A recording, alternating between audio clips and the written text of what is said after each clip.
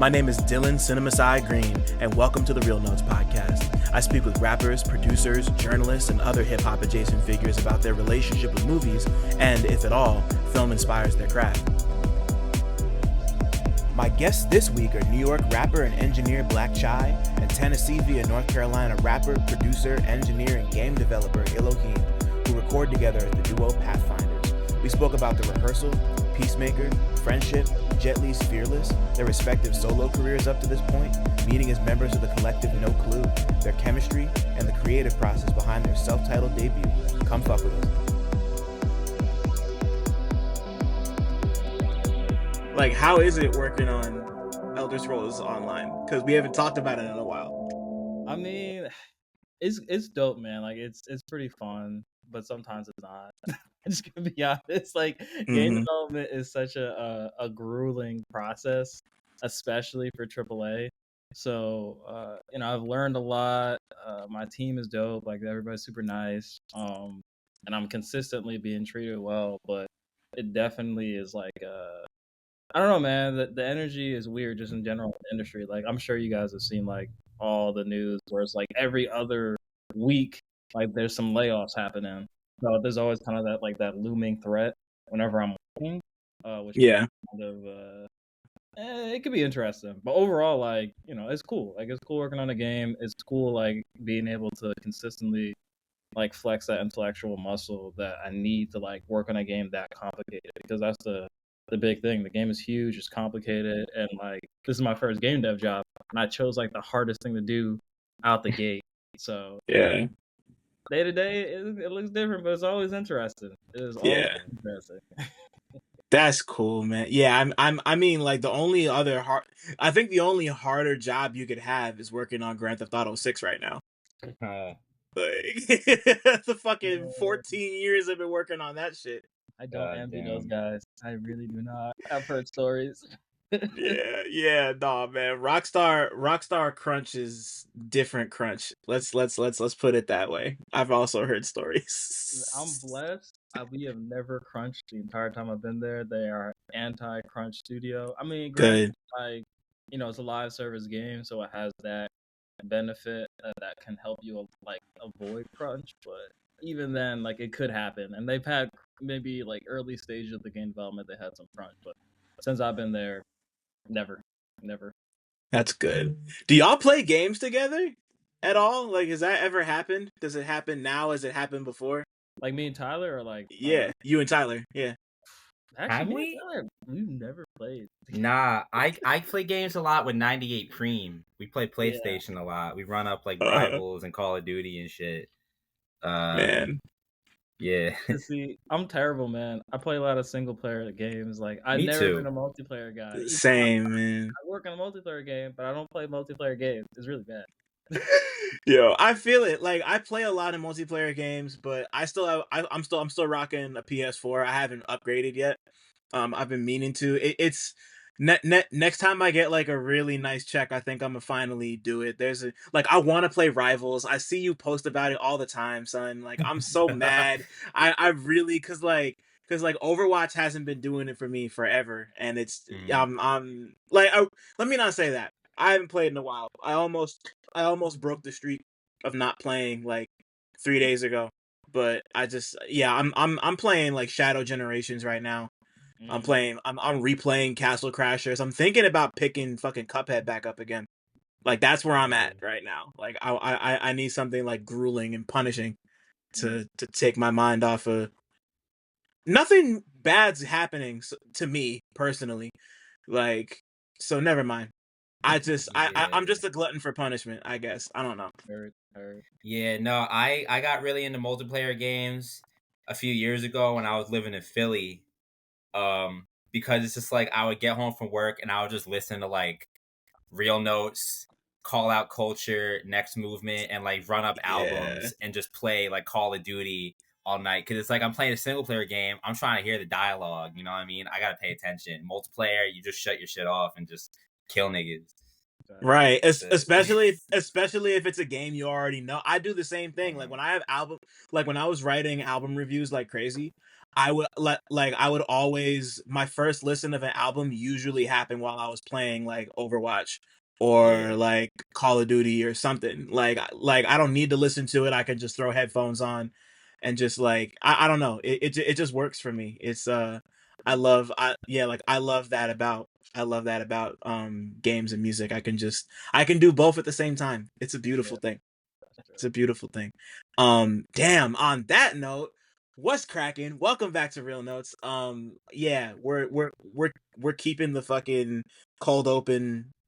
I don't know. I gotta stop drawing attention to it. What's up? Welcome back to my podcast. My name's Dylan Green, CineMasai. I got a lot of names, do a lot of shit. Outside, inside, all sides. Yeah. It's a rainy. What's tonight? Wednesday. It's a rainy Wednesday up here in Jersey. But we're not just in Jersey tonight. We're in Brooklyn. We're in North Carolina. Tennessee. You're in North Carolina, right? I'm in Tennessee now. You're in Tennessee. Damn. Yeah. See, I was like, even when I was thinking it in my head, I'm like, I'm gonna fuck up where this motherfucker lives. But we're in Tennessee, we're in Brooklyn, and we're in Jersey tonight because I'm with two people that I'm not gonna lie, I've been looking for any reason I could to have either of them on here individually, and shit just didn't work out on my end. But they have an incredible project that's out now if you want to go pay for it. Pay people for their work. Go on Bandcamp. definitely buy Um, that. please go buy Pathfinders. It's fucking fantastic. It'll be on streaming soon. In the next like couple weeks ish, No, probably. right? Yeah. Couple Oh, days, yeah. Yeah. cool, perfect. Yeah, nah, but yeah, so we're in the past, but like it'll be places, but go buy it on Bandcamp. But like I don't know, like these guys, we got two swordsmen in the house today, man. One I've known for a good long ass while, one I've known for like a year and a half, barely that. But like I don't know, like when I first learned, I'm getting ahead of myself. Welcome blackchai, welcome Illohim, Tyler, Nas, welcome to my shit. Thank you for being here. Happy to be What on. up? You. Yo, man, I'm beyond honored to have the two of you on here. Like Nas and I go back a decade. Like I can't believe it's so crazy to think that we go back a decade, but it's been some years, like fucking DJ booth, Audio Mac, Lo-Fi Snack Pack days, man. Yeah, man. Like god damn. So I mean, yeah, so like you and I connected like 10 years ago because of that, and I interviewed you for my column I had over there at the time. Still a great piece. I go back to it a lot. I'll if the Audio Mac backend isn't fucked up, I'll go post it. We'll see if it's I hope it's still there. I'm sure it is. But and then yeah, me and Tyler we met last year, right? Or was it at the Yeah. end of 2023? Okay. No, I think it was last year. I don't remember when or what. It facilitated through Twitter, I think, Yep. slightly. Yeah, but It was at the Arm and Hammer pop up. That's where we first was met. it? I'm Okay. pretty sure. Word. Yeah, the Black Label. The Yes. Black Yeah. Label Yeah. one. Yeah. I remember that. Yeah. Yeah. Because I was with you and Zen. Yeah, right. Because Yeah, no, yeah, it was you, me, Zen, Rich Silence pulled was up there. Silence. Rich was there. Yep. So yeah, yeah, it was everybody, and that was the night that you told me that you knew Nas, and I was like, oh shit, like I've known Nas forever. So like I didn't realize y'all had a Uh. connection and that we had a connection that way. But like Yeah. I don't know, just like I said, the two of y'all are both incredible. Like I love your styles, I love your ears, and in Nas's case, I love the beats. Like I don't know, like I've written and talked about these two a ton. I just profiled Tyler last year. Um, you know, yeah. I'm a leave links, but these two are special. They're special together, they're special apart, and I'm so happy to have them here, you know? Like, yeah. This is and yeah, especially like both of them are also supporters of the pod too. It like you know like that really means a lot to me. um you know, just like really giving back and feeding into each other. That's what we're here to do. I'm talking too much because I'm really happy this is happening, but I want to Yeah, I wanted to ask. Okay, I'm gonna ask the both of y'all the first question. I ask everybody who comes on here. What was the last movie or TV show that the both of you watched that you have a strong opinion about? I don't know who wants to start, but yeah. Tyler, you go first. If you have a stronger opinion Word. than me in general. I just watched well, okay, so I have strong opinions about two things. One is the Rehearsal season 2, I. obviously. Mm-hmm. Did you both watch it? I didn't watch the season finale yet. I got one Okay. episode to go. I'm mad at Episode myself. 3. I'm on episode 3. Me and my wife are watching Episode it 3 is the together. peak of television That's That history. shit is crazy. I watched 3. I'm on 4. I'm on 4 actually. It's I know what crazy. you're talking about. Yeah. But Me and my wife, we're not caught up. yeah, it's great. But I won't spoil that, but I just watched Peacemaker. I know it's like 3 years Oh, old, damn. but So how's Peacemaker? it's really it's really good. Like I would put like I've always been like Team Marvel, not necessarily MCU. I've seen like a small handful of the movies, but like my whole life was like there's so many Marvel heroes I love compared to DC, but I think DC is really pushing it over the top with the TV shows. Like they really know what they're doing with that. Peacemaker was Yeah. crazy. John Cena is fucking great. Uh Even the plot, because I didn't even see Suicide Squad, but like Peacemaker, like the whole dilemma he has is pretty compelling, if not like super complex. Is funny as fuck. The directing is really crazy. Um, yeah, and it's like 8 episodes. That shit really flew by, but like I just randomly put it on like a week ago when I went to see my parents for a few days, and I finished in like 2 days. Yeah, no, I just loved it. I thought it was great, and it's dope because the second season's coming out in like a couple months. Crazy. Yeah. So I watched Suicide Squad and I loved Peacemaker in it, but I never got the chance to get to the show. Oh, you And should like definitely. it's been on my list, and like I don't play the new Mortal Kombat, but he's in the new Mortal Kombat. So like Oh, word. and yeah, like every once in a while I watch like a stream or like somebody, like people just like put compilations together of like it'll be like fatality compilations of all the characters, and like they had like there'll be one where it's like every fatality in the game on Peacemaker, every fatality in the game on whoever, and it's like watch this man get mutilated like 80,000 different ways from Sunday, but I just never got around to it. And it looks cool. Danielle Brooks is in it. I like her a lot. I think Eagly. The only thing I know about Eagly is the fact that he's just like a silly fucking eagle who kills Bro. people, and it's because Eagly of Mortal Kombat. So like, Eagly is fucking he is that nigga, bro. He's great. He's he's he's not really a character because he doesn't talk. I guess that doesn't like omit him, but like you know what I mean. It's like a CGI eagle. right? But nah, if he wasn't in the show, you would notice. Like Damn. Eagle, yeah, I love Eagly. So it's been on my list, and yeah, especially since the new season's about to start, and yeah, it's my time to tap in, but because I think we're all at least familiar with this next one, I want to talk. I'm so happy to fucking be talking about the Rehearsal.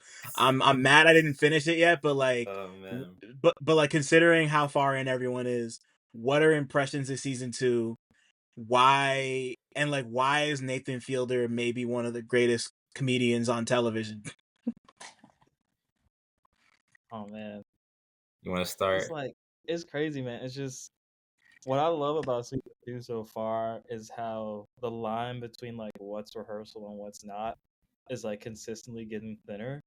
Or like he won't even like tell you when he's doing it. Like I think the best scene was like that's an example of that is when he's like practicing for the phone call he has with I think it's like American Airlines or something like that.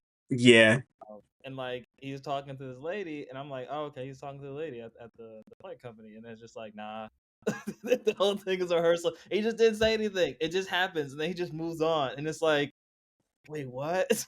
So the way he just continually toying with like fiction and nonfiction is just extremely interesting to me because like my wife, she's not extremely familiar with Nathan Fielder. Like she watched the first season because I forced her to, but like she is like consistently confused, and it's so funny to like witness that. And like, oh man, it's just he has this way of just milking situations for like the most he can get out of it. Like I love that scene with the pilot who got banned from like all the dating apps. Yo, all the dating apps, yo. He straight looked him in his face and was like, "How do you get banned off that many apps?" And like he didn't have to do anything. He just let the man talk and ask like the right questions. This dude just kept digging this hole. It was so bad, but like, it was hilarious. You know what I'm saying? So I'm a really big fan of what Nathan Fielder does. I still haven't watched The Curse because I heard that's like a good example of like his style being applied to something scripted. The Curse is cool as hell. Yeah, Which like it parallels like what Tim Robinson did with Yep. Friendship. I just watched that. What was that? A couple weeks ago. And I watched I Think You Should Leave. My wife hated I Think You Should Leave, but so she refused to watch Friendship with me. But I went with my siblings, and like we were dying. The theater was just loud as hell, just laughing. Like it was a great experience, and I loved the way like he played that character. Essentially who he is from I Think You Should Leave in this scripted movie, and it just worked really well. So I think Nathan Fielder has a similar quality to Tim Robinson style. So yeah. Right. Yeah, I agree. But before I get into my thoughts, I want to know, Tyler, what do you think about the Rehearsal season 2? I Since you thought it finished it. was I thought it was like a great culmination of everything leading up to it. Not just like season 2, but like Nathan For You even has the own like internal progression. Like you like the episode with the hero where he like takes over the guy's life and walks on the wire in between the buildings. It's like the beginning of like him really doing like this real like what the like is this real like type shit, like him getting deeper into like psychology of people. And then like the smoking one, the whole finding Francis shit at the end of season 4, like, and then the Rehearsal season 1 was like partially like kind of fucked up because of COVID, but like even breaching into what Nas said about like the whole like just not being able to tell. Like I remember when I watched the first episode of the first season of Rehearsal, at the end when he's like doing the rehearsal of telling Core that he lied and like gave him the answers to the trivia shit. When it switches over to the Core actor, the first time I saw it, it just didn't register in my mind. It was because it was so seamless. And I thought that Core was actually just like, man, you're like, fuck you, man. Like, why'd you do that shit? Like, I was, and it's like season 2, he was actually able to do the whole thing with like no restrictions or anything because it's more recent.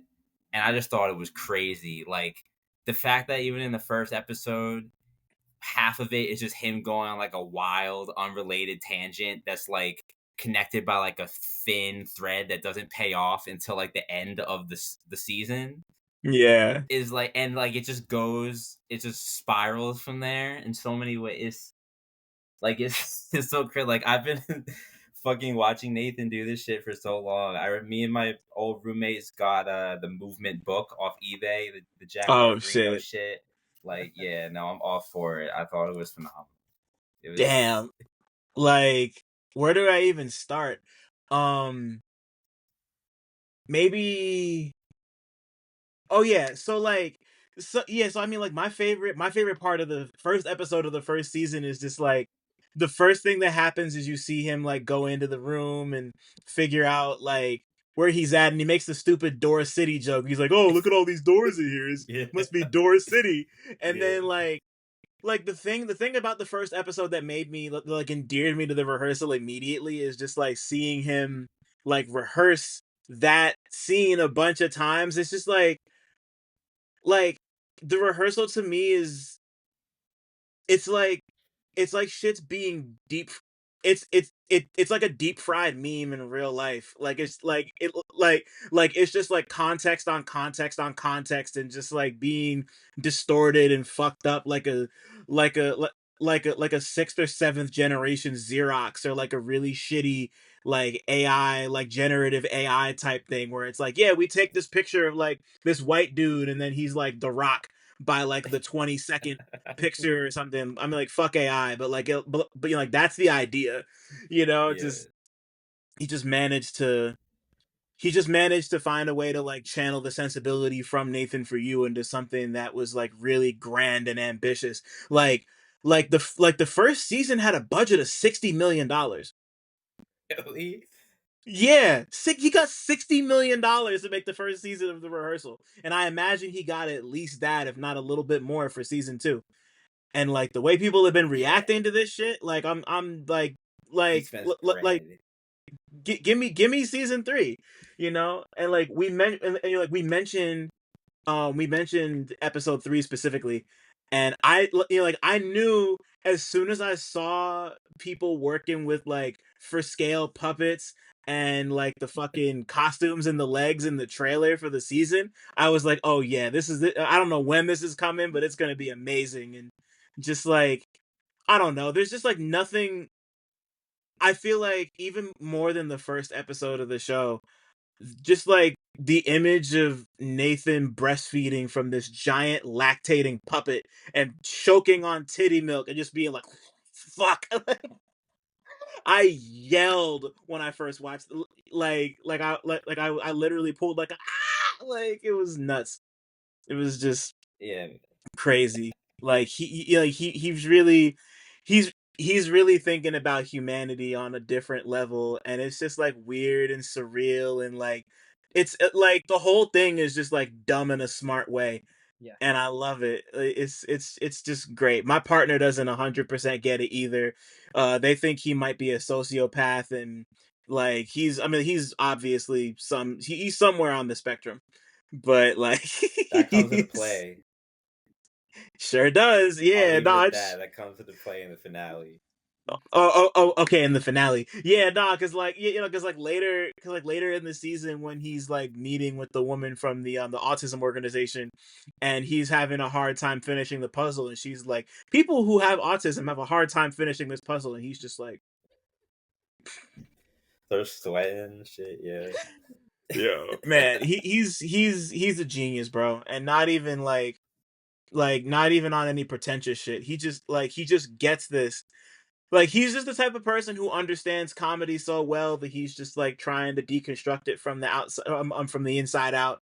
And you really got to have a mind to be able to do shit like that. Same with Tim Robinson.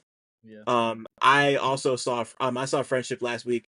I thought it was fucking hilarious. I think you should leave. I love Detroiters.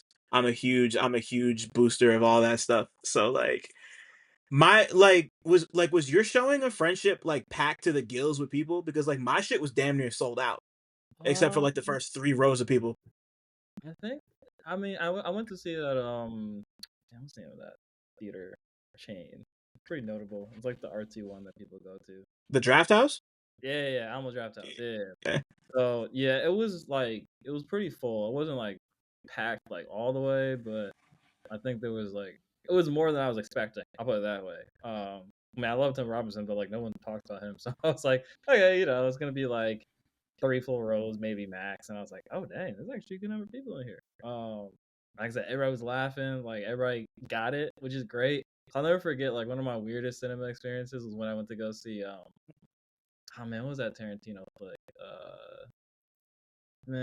Hateful Eight. I went to go see Yeah. Hateful Eight, me and my little brother, and like we was laughing at like Tarantino style humor, and like it's just a theater full of like older white people, and they just were not laughing, so it was really awkward. Damn, that's violent as hell. This is crazy, and they're just like quiet. And I'm like, oh. Exact opposite when I was watching Friendship. Like, you guys get it. You guys get it. This is dope. Right. It was a good Like, movie experience.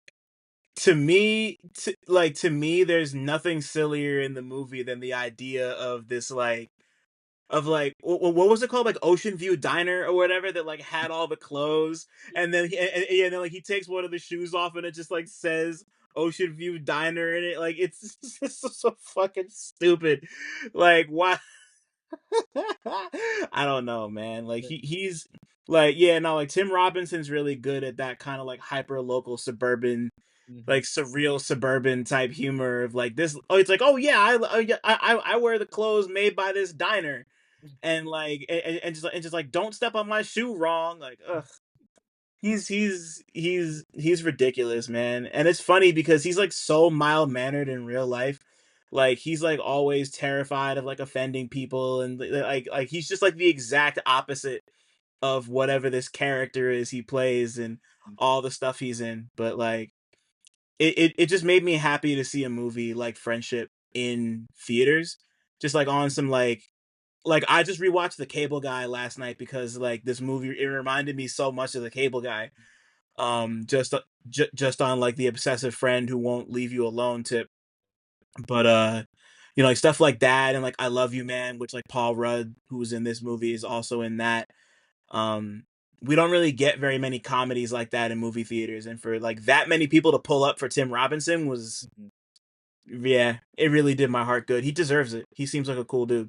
Yeah, for sure. And I love how it was like a thriller too, man. I don't see a lot of like comedy thrillers. Maybe I mean there's probably more out there. I just haven't watched them, but just kind Hmm. of the way he utilized the intensity of his character to the benefit of both the comedy and the thriller aspect. I was like, all right, I see what you're doing here. Like that's how you do it. That's how you take something that's scripted and like just surreal and really apply it. I mean, unscripted and apply. Well, I guess the show is scripted too, but like you know what I mean. Where it's like Yeah, I do. it's something that's more sketch based and it translates well to like feature film. Because not a lot of people can do that. We see how SNL failed multiple times at doing that. So yeah, Yeah. Yeah.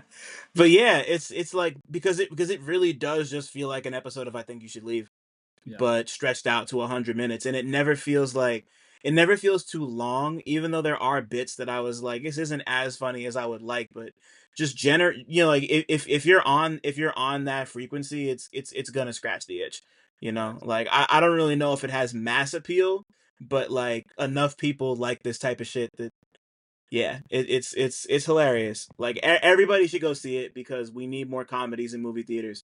Like I'm really not trying to have to watch fucking. I don't want to watch anything like You People ever again.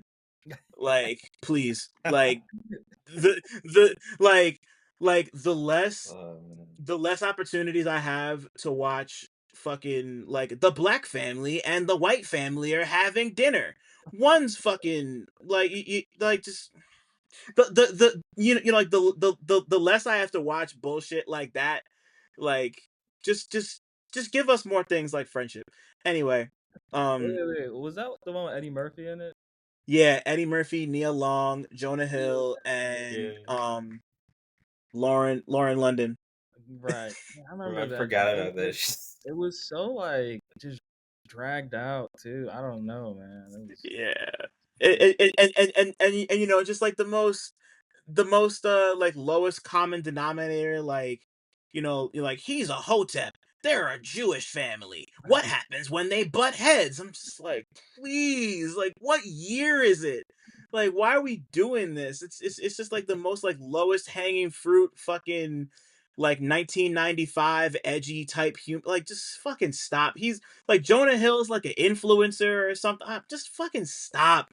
I don't need to see this. Nobody needs to see this. Like like whatever production company made that movie is a drug front. I promise. I don't know who did it. Like just please, like go do something else. Go open like a ghost kitchen. Sell some fucking Wingstop or so. I don't know, man. And anyway, let me get off this. I want to know more about y'all's viewing histories. So what's the first movie experience that both of y'all can remember having? It could be at the theater, it could be at your cousin's house. Just like the first thing that comes to mind for each of you. Or, Uh, I'll be back in a second, so now as you start. oh, okay. Cool. Man, my memory is like low key absolute trash. So the furthest I can go back is probably like my most prominent theater memory, Yeah. and that's Jet Li's Fearless, actually. Wow. Tell me Yeah. about that. Yeah, so I don't know. There's like some movies that I've watched where like after they were done, I came out and for whatever reason I like shake. Like I don't know like what it is, like something about it like just impacted me so much. Like I genuinely like my body like kind of like shivers and shakes for a little bit. And that was one of the first movies to do that to me. I don't really know why. Like I think at that time like I probably was maybe let's see, I think Fearless came out in 2008 or something like that. So I was probably like 10. Um, and I'd seen other movies in theater before, but I really just don't remember them because they were just like kids movies that didn't really have any real, I don't know, impact on me, or like they didn't feel like a film. But like that was the first one that felt like a film. And on top of that was martial arts. So I was like, I'm not accustomed to like a martial arts movie having this level of impact. And like my dad Mm-hmm. took me, and like my dad was always into like kung fu movies and stuff like that. He grew up in the 70s and 80s, so it's like that was the thing that you did. He was really into the Matrix. I remember watching the Matrix for the first time with him. That was also an experience. But yeah, Jet Li's Fearless. Like just the way the plot Fearless. played out, like the development of his character and the way he goes out at the end. I'm not gonna spoil it because people should watch it. I think it's an underrated kung Which one fu is that? flick. I had a Jet Li Jet Li Fearless. phase. I don't remember if I watched that one. So Fearless is the one where like, oh man, I'm trying to recall the plot now. 'Cause I rewatched it again when I was like, I don't know, 17 or something like that. But essentially, he's in, I think it's China, at like the precipice of like them moving into like their modern age, essentially. Oh, it's one of the period movies. Yeah, yeah, yeah. So he's Okay, like, bet. I think he's doing. I'm trying to remember the martial arts style he's doing. I think it's Wing Chun. In the movie is like the dojo that his dad runs or something like that. And then his dad dies and he takes over the dojo. There's a lot of political intrigue and he ends up going to like this national karate competition or something like that, or martial arts competition. And yeah, stuff goes down. Like it was just really good. Like I love the way the plot played out. I love the way like the fights were like they're such well choreographed fights. Um and yeah, I really got to rewatch it because I genuinely don't remember anything about the plot. But You like ever it was seen fun. Yeah. Fist of Legend? You said what? You ever seen Fist of Legend? It's like Fist of the Legend? remake of Fist of Fury. No. Never. No. Yeah, it's a Jet Li movie. That's one of my favorite ones. It's just like a remake of I think the first Bruce Lee movie, and he's Oh just like shoot. he's a Chinese student. I think in Japan or like in an occupied part of China. And it's just like him fighting all these Japanese dudes, like for Shoot. they're trying to take over his dojo and shit, and he just fucks all of them up. Damn. I Fist of Legend. I'm gonna have to catch that because I love Jet Li. He's good, man. Good. Yeah. Yeah. If I remember correctly, I think my first Jet Li movie was The One. Y'all remember The One? Yeah. Yeah. I saw it on a plane.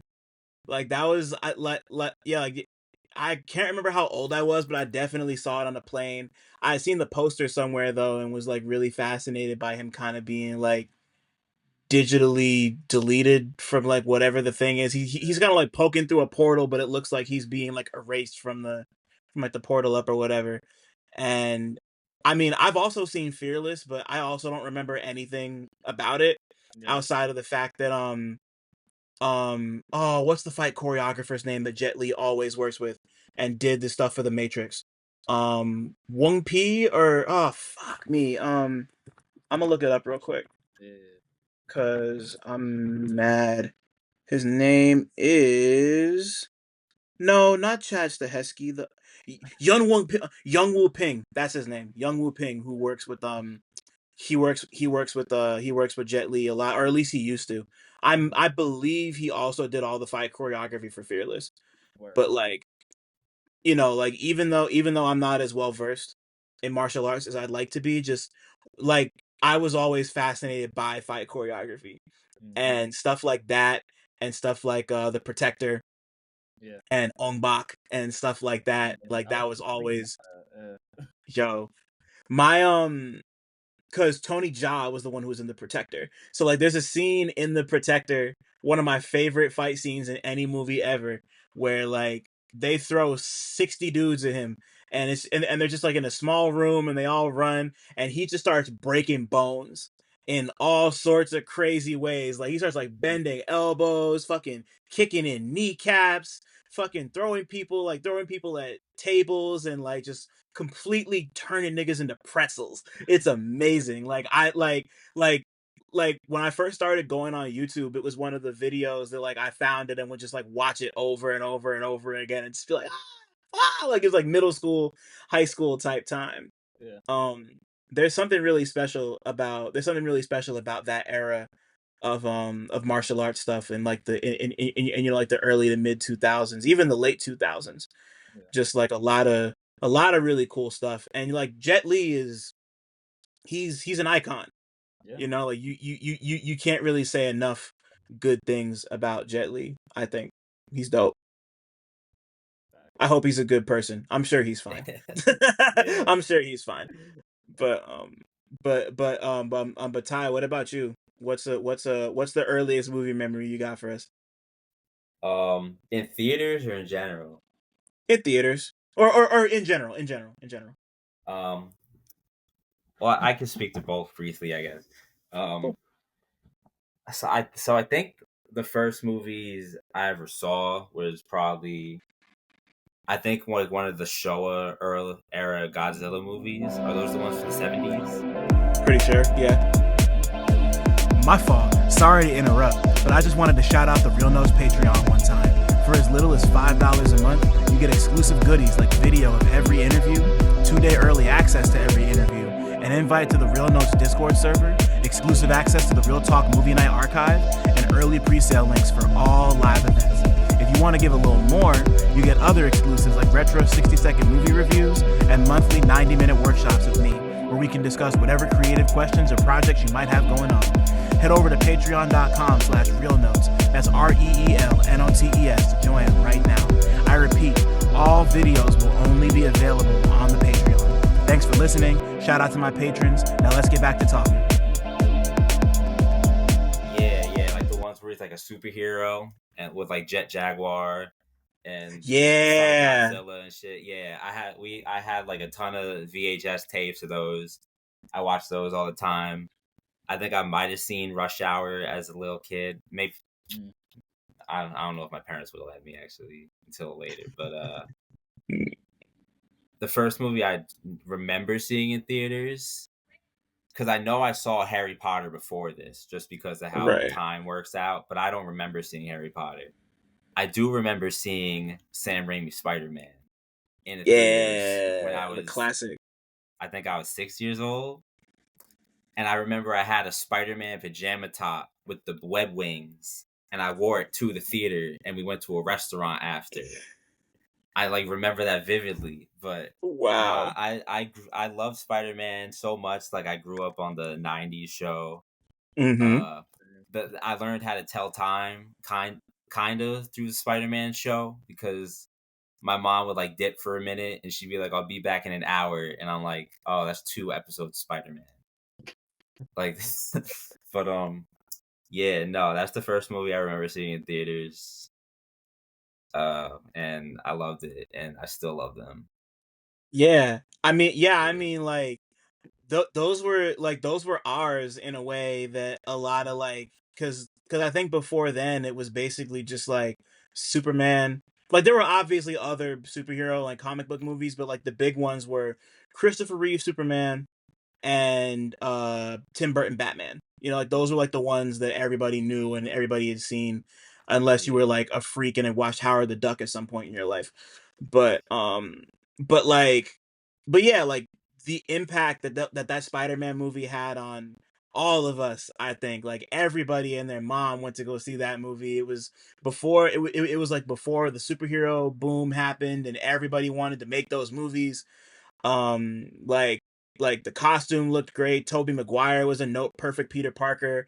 Kirsten Dunst was great as Mary Jane. The upside down kiss, fucking Willem Dafoe is the Green Goblin. Like how could you not like just completely gonzo bullshit. Like Rosemary Harris getting exploded through the window by the green like bro, it's just like Tweaking in the these are hospital. such these are such pivotal moments, pivotal movie moments. Like Spider-Man 1 and Spider-Man 2 were like those were the movies to watch when they were coming out. Like it's like you really can't, if you weren't there, you just wouldn't understand like how important those were to everybody, you know, and to like and just to like the general culture. Like we wouldn't like feel how you want to feel about the MCU and whatever happened with the DC extended universe. Like none of that stuff happens if that Spider-Man movie doesn't pop.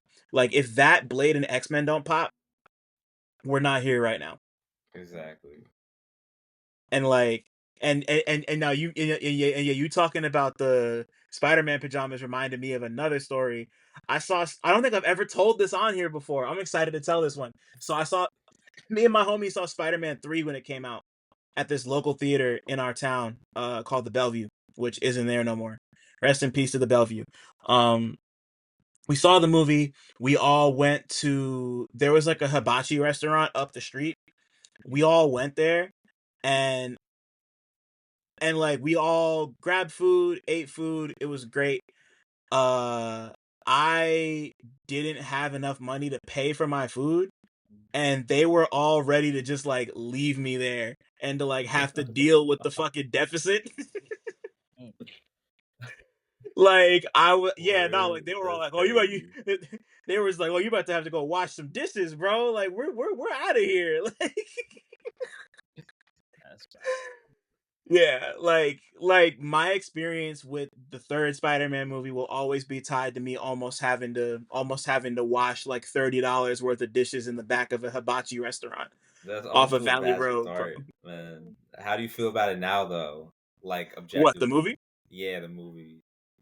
It's let me how do I want to put this? It's not as bad as people think it is. No. It's not good. No, it's not good. But I think it's probably the most fun one to watch. I It think is so very too. fun. It's the funny thing is I remember like Spider-Man 3 was one of the first ones I watched. Weirdly enough. Because like I don't know, my dad was always the plug with movies. So like we hadn't seen Spider-Man 1 and 2. We saw it after we watched Spider-Man 3. It was so weird. When we saw it in theaters, I remember that. And I was like, "Oh man, this is fun. I guess this is cool." Nah. Like cuz like I appreciate what they were trying to go for. They were trying to go for like a bunch of, it has so many different tones. Like the whole middle of the movie is this like when he first gets the black suit, it's like, yeah, it's over the top and it's silly and it's campy and it's whatever. And then the musical number with Kirsten Dunst happens and it's completely out of place and it's silly and like I get it, but like I get the fact that people don't like that and they just wanted it to be this like serious black suit. We fight Venom, we fight Sandman and New Goblin. Like first off, New Goblin, that's the best you could do with the Harry Osborn like the Harry Yeah. Osborn Green Goblin is New Goblin. Like that I'll never forgive them for. I thought that shit was stupid from the start. And But they didn't even call him that in the movie. That's just how they marketed the toys and shit. And now it's just right. official.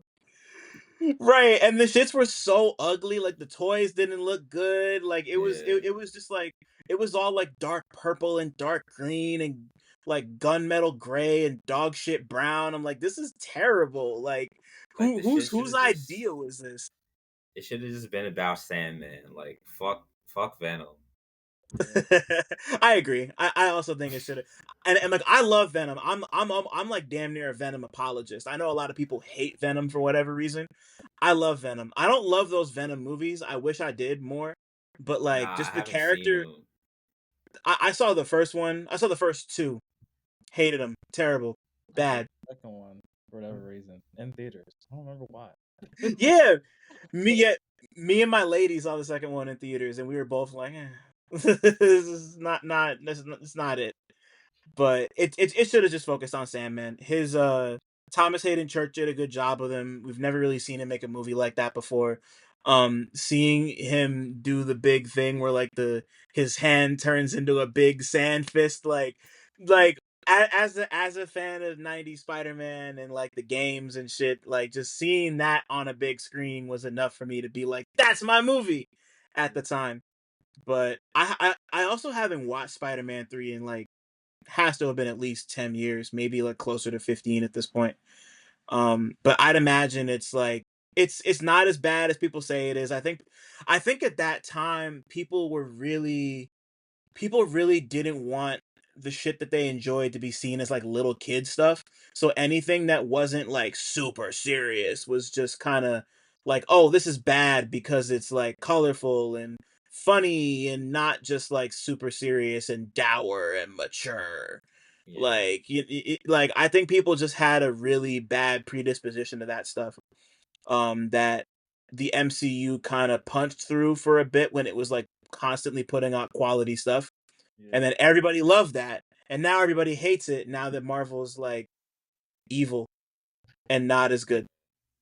You know, it's that's a long way of saying Spider-Man 3 is not as bad as people think it is, but it's also not a good movie. I hope that makes sense. That's Thank you for coming to my TED Talk.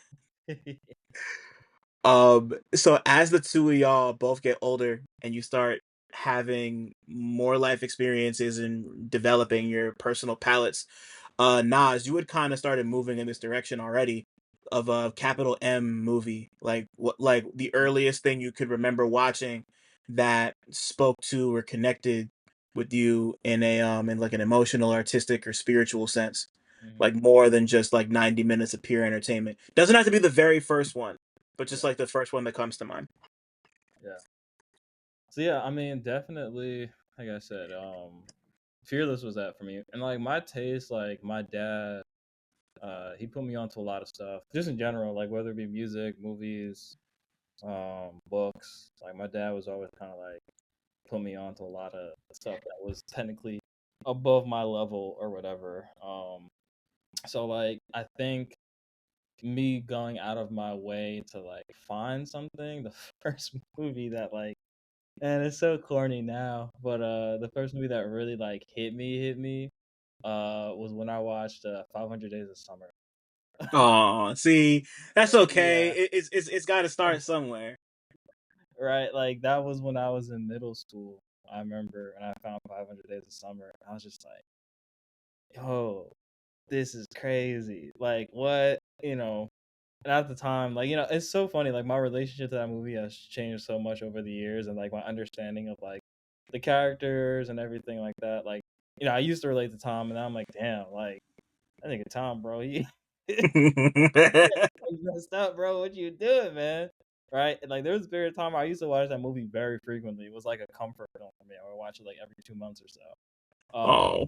Because like it was just one of those movies that like I don't know, for whatever reason hit some spot in me that I was like, oh yeah, no, this is meaningful. And I still do think it's a meaningful movie. I still think that Soundtrack goes crazy too. the It soundtrack does does. go crazy. It does. I do think the acting was very well done and everything like that, and it was funny. Like it was fun. But yeah, that kind of was one of the first ones for me that like kind of kicked off this. I started digging into like indie movies and stuff like that, which love that particular caliber. I remember watching like Silver Lining Playbook, like Jennifer Lawrence and like Bradley Cooper and a bunch of other stuff that were kind of in a similar vein. And then like the jump off point was from there. Like remember Spectacular Now also came out around that time. Wow. Yeah, that's a deep cut. Yeah, and like funnily, we actually sampled that on the album.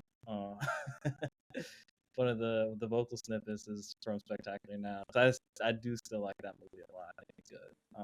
Miles Teller and what's the girl's name? The one who was in Divergent. I don't remember her name now. Oh, Shailene Woodley.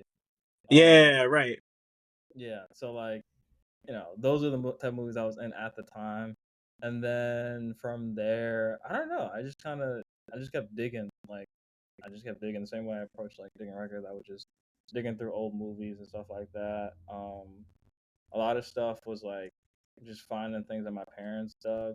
You know, I remember Sound of Music was like impactful to me. It's like my mom's favorite movie. Um, you know, and I don't know. It's just from there, like it just spiraled out. There's a lot of different movies that I can name from that time period of me just like getting deep into discovery. But it was very much like middle school time where I was just like, yeah, let me actually understand what movies are all about. Like, what is the highest rated movie out there? I started just going through Yeah. that phase, that list. And I was really into comedy movies too. Like, I remember watching 50-50 with Robert Downey Jr. and Zach Galifianakis. Mm-hmm. And like as a middle schooler / like early high schooler, I love that Wait, movie. wait. Wasn't 50-50 the movie with Joseph Gordon-Levitt and Sorry, I mixed it up because it was around the same time. Due Date. Dude, Due yeah, Date. no, Due Date Yeah. was hilarious. I saw that in theaters too. Yeah. That movie's hilarious. Right, and then 50-50 I also watched around the same time as I watched Due Date because it was, I mean, it's a different movie, but like it's still like similar kind of like dynamics of like friendship and stuff like that. Mm-hmm. So yeah, like those were the types of movies I was watching at that time where I like first started getting into movies with like capital M and movies that like, Right. really I felt had like emotional weight and were trying to tell stories that were more than just let's just have fun and like trying to capture something about the human experience. Yeah. Right. Yo, 50-50 is such a great example of that. I haven't thought about that movie, and like I remember watching that and thinking like, oh, that Joseph Gordon-Levitt guy, he's going places if he wants to. And like he did, but like what was the last thing he made that people like he's kind of been off the grid Yeah.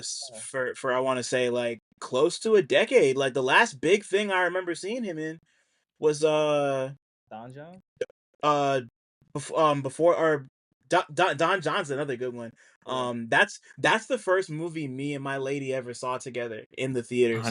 That's an interesting Yeah, ever. Like she yeah, no, like I'm about to put that out there. Yeah, no, me and Desiree, the first movie we ever saw on a date together was Don John.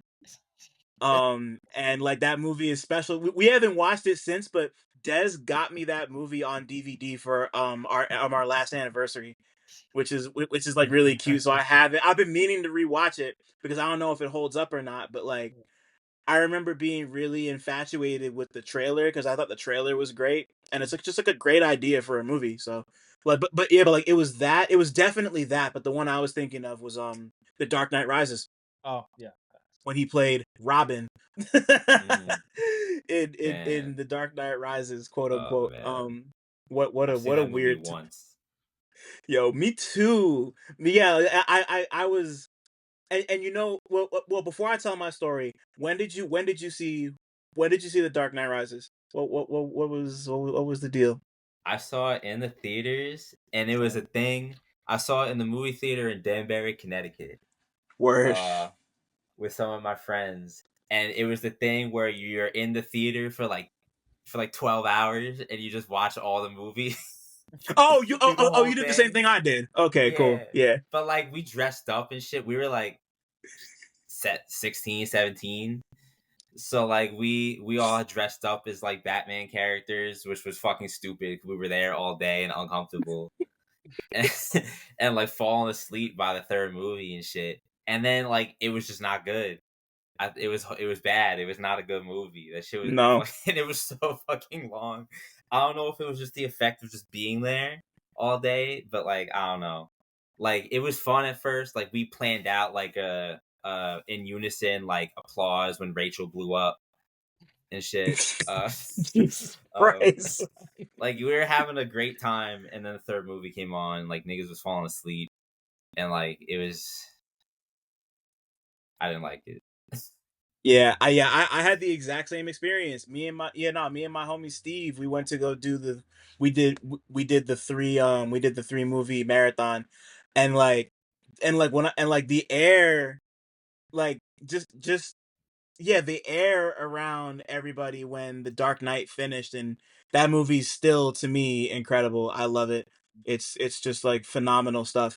Like just like the anticipation for the third one when that was over was like, whoa, like we're about to see the third Batman movie, and and just like just all the shit just died the second everybody walked out of the theater, and the third one ended, and it was just like just completely deflated, just like just like a complete waste of time. I had a dialect on here like 2-3 seasons ago, and I was telling him this story. It turns out that he was at the same theater as I was because he lives in Jersey. So like he was just telling me like, yeah, wait a minute, like I saw it at da da da da theater, and I was like, me too. What day? He's like, this day. I'm like, we were there at the same time. Like I had no idea who he was, and like like he's legendary. If anybody listening doesn't know Dialect, go listen to fucking Dialect. They're like the blueprint for literally everything we love. So go listen to Dialect. But yeah, it seems to be. I've been noticing there's been like a cultural reappraisal of The Dark Knight Rises, and people are trying to say it's actually pretty good. No, Actually, is no, just like please stop. Like we're not doing this. no, It's man. not good. I remember like, because I saw it in theaters too. My mom is like a very big Dark Knight fan. Like she saw Batman Begins. She was obsessed with the Dark Knight. She would watch it so many times, and like and make everybody else in the family watch it. Mm-hmm. Have movie nights at the house. And so she was like super excited for Dark Knight Rises, and she liked it. Like she was just happy, like, oh yeah, I can see Batman. I remember coming out of the theater like, this is mid, and like my mom gets a little like sensitive about my movie opinions, and they don't align with her. So when I said it, she got all mad at me. I was like, I'm sorry, that's just what it is. Yeah. It just didn't hit. And like once again, I saw the movie with like a huge Batman fan, and he was like, I don't really know, man. That might not have been worth it. Mhm. That really might not have been worth it. I don't know. Like they tried, and like it was interesting because like The Dark Knight Rises, it's like the only one of the Chris Nolan Batman movies that really tried to lean into the comics. Like none of the others did. Like you could tell they were on some like we're gonna make Batman legitimate and like a Mhm. grown up movie with a man in a bat costume, and then they were like, actually, nah, let's bring in Ra's al Ghul and the fucking Lazarus Pit, and let's bring in Bane. Like let's try to do a realistic version of Bane, and just no, it didn't work. It was we really didn't need a third one. They could have just ended it with the Dark Knight. It would have been fine, but it is what it is. I get why they did it, but no. And and it wasn't. We're not doing the reappraisal. It's not a good movie. Yeah. Just like put like y'all got to put that shit to bed right now. But but before we move on to music, I want to touch on the indie film aspect that Nas was talking about. Just like because like that phase and that particular time, that like late 2000s, 2010s type of like another movie I lump in there, even though it's not fully the same, is like Nick and Nora's Infinite Playlist, which Yeah, I know people. I don't really have a relationship with that movie, but like I went to a school where a lot of people did. yeah. But I remember both the soundtrack for 500 Days of Summer and Nick and Nora's Infinite Playlist were like that. Like those two soundtracks were essential to a lot of people's like indie renaissance, like finding indie rock and like digging into like the indie rock and pop punk stuff, and like those movies will live forever because of those moments. Like I had a similar moment with what was my first like indie movie? The first one I can remember is Juno, Oh which yeah. like like I went back and watched it recently. It's not great. It's not bad. It's very good actually. Just like not like it was a big deal when it came out, and I can see why it would have been for the time. But it's like it's Yeah. certain parts of it that I'm like it's just very 2009, like the hamburger phone and the Diablo Cody dialogue is like, it's kind of OD, but like it's still it's Juno, it's an important movie for a lot of reasons, but like that type of like that type of like twee indie hipster kid aesthetic is so integral to that time period and really informed so much of like what I know and what so many people know about that era that I think it's cool to linger on it because like I don't know that I'd be here talking about movies in the way I do if it wasn't for like stuff off the beaten path, Mhm. relatively speaking, like that, because that was a pretty big deal of a movie. But you know, my relationship with Criterion probably wouldn't have started if Juno didn't happen. And like, Mhm. yeah, That's solid. yeah. Did you have a favorite song from 500 Days of Summer that kind of sent you down the rabbit hole? The Regina Spektor one. It was just like so Yeah, cool because it's like the opening song of the movie. But I mean, Regina Spektor has a very nice voice. And back then I was like super into her music. And I think trying to think, like, there's another song on the soundtrack that really. I mean, the I think Smiths were cool. I never actually got into the Smiths back that's then. how I got into the Smiths. Like they were cool. You know what I'm saying? Like I listened to them, like, all right, this Smiths, yeah, all right, bet I get it. But I didn't like really dive in. Like I remember at that time, I was more interested in listening to like the Strokes or the Shins. So. Mhm. You know what's crazy? Like I got into the Shins because of the SpongeBob movie because they have a song on the soundtrack. Is it the They do? Shins? No, no, no. It's not the Shins. Not the Chili Peppers. Ween had a song, but that's Ween, not the one. yeah. That's not the one. Ween had Ocean Man. Yeah, yeah, yeah. Ween had Ocean Man, but I'm thinking of the Flaming Lips. That's the one. It's Oh, what song? SpongeBob and Patrick confront the psychic wall of energy. I'm like mad that I remembered the full name of the song, but like that was the first Flaming Lips song I ever heard on the SpongeBob soundtrack, and I think Ocean Man was the first Ween song I'd ever heard too. So Yeah. like that definitely played a big role in that. Actually, What? I think the first Ween song I might have heard was off South Park, the Rainbow. Okay, yeah, yeah, yeah. I I think remember it's that. off the Chef Aid album that came out in like the '90s. I think. Mm.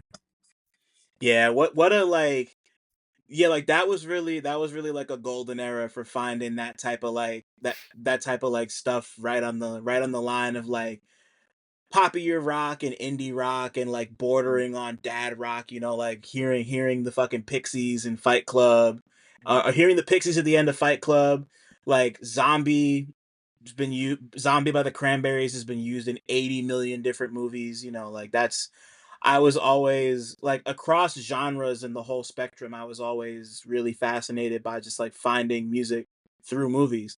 Yeah. It's like it's one of the best feelings because then it's attached to the movie, but you get to drag that with you into the world and just like have it be in your life and inform. I don't know, like it's just like a big ass spider web that's fun to crawl around Yeah. and shit. But speaking of that, I want to know. I want to do the same for music. So, when did music become capital M music for the both of y'all? Like, not in terms of you wanting to make it, but just in terms of fucking with music and being fascinated by music. Mm. Um, you want to go or I, should I go? you gotta go, Tyler. Yeah, no, I'll start. Yeah, you can Um, I mean, I remember music was always a thing around. Like my mom really loves music. I remember like we played like the Jackson 5 Christmas cassette every year. Yeah. And like I remember hearing like Aaliyah and like DMX and like the backseat of the car as a kid. But when I started like really getting into music personally, was when I was like middle school, early high school, when I was like skateboarding primarily. That's how I got into like a lot of like alternative music and like 90s hip hop and shit. Like yeah, like Wu-Tang and like Dead Kennedys and like fucking I don't know, like bands like 2000s like indie bands like The Strokes and etc. But yeah, I really got into that shit. But like I was still just skateboarding all the time. And then I started playing guitar when I was like 13, I think. And had like a whole phase where I was into like Jimi Hendrix and all that kind of shit. Yeah. You and me both, bro. Yeah, but when I got super into like music towards the path to where like everything is at now was definitely like middle high school. Um I was hanging out with E1. Shout out Marquise. We went to the same high Yes. school. Shout out. Yeah, I was like a freshman and he was a junior, and I would hang out and skate with him and his friends and shit. And they were listening to like, like Tribe and like all this cool shit. So I kind of started getting interested in like hip hop like a lot more than like I was into like Big and like some Wu-Tang songs and like whatever CDs was around the house. And like DMX, I've loved DMX my whole life because he had a house in Westchester near where my whole family's at and shit. But yeah, I started getting into that shit, and like towards the end of high school, I started like writing a little bit. Like I got really into like I think it was just still like tribe and like native tongues type shit is Yeah. really what pushed it, and I was just like getting really into writing. Uh, and then I think I didn't start putting shit out to like my early like 20, 21, maybe 22. So it was definitely like late teens is when I started making or like thinking about making music and pursuing that primarily. Right. Nas, what about you?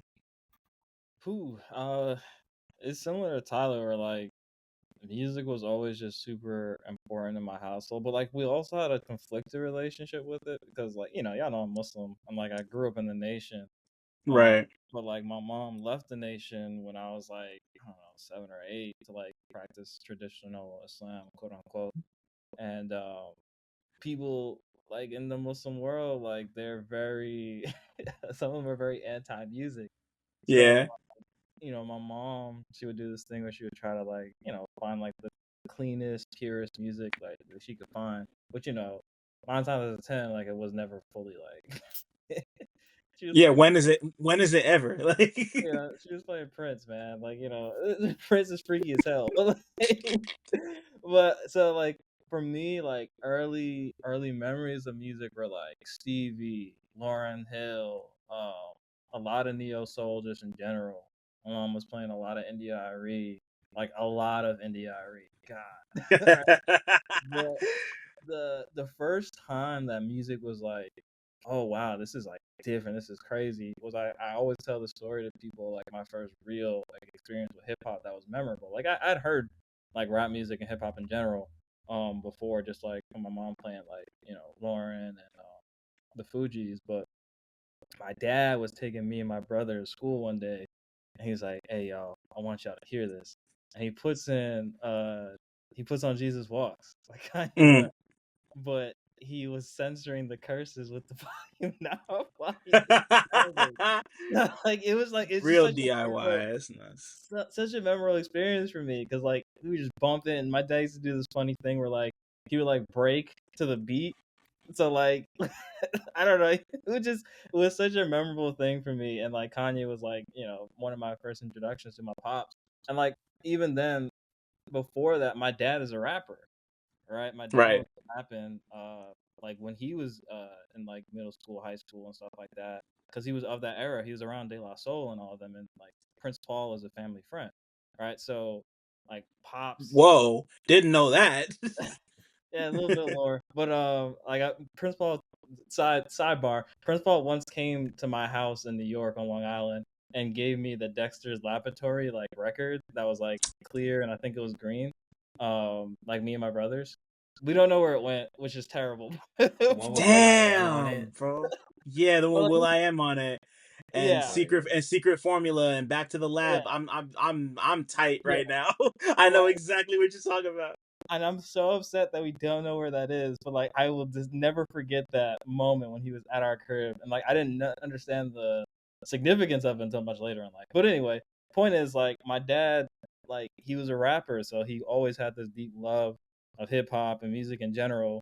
And like, one of my first studio experiences was he took me to the studio when I was like 4 years old, and had me record a little just singing thing like in the background for a hook, right?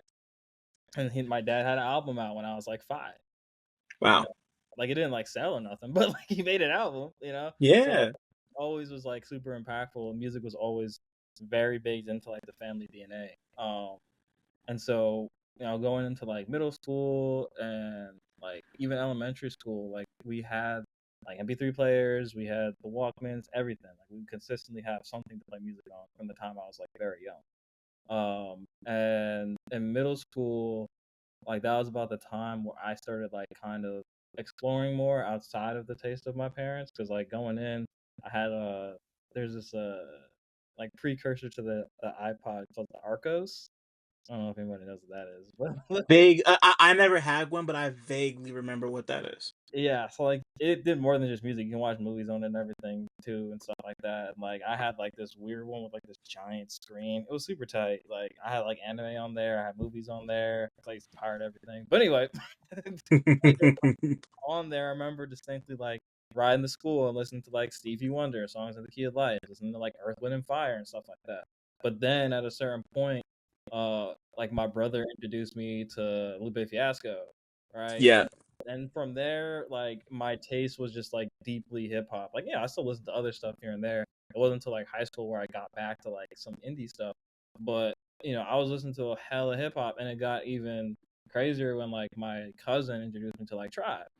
Because yeah, like that was it for me. Like once I learned Tribe, I was like, oh shoot, there's a whole world of stuff I don't know about.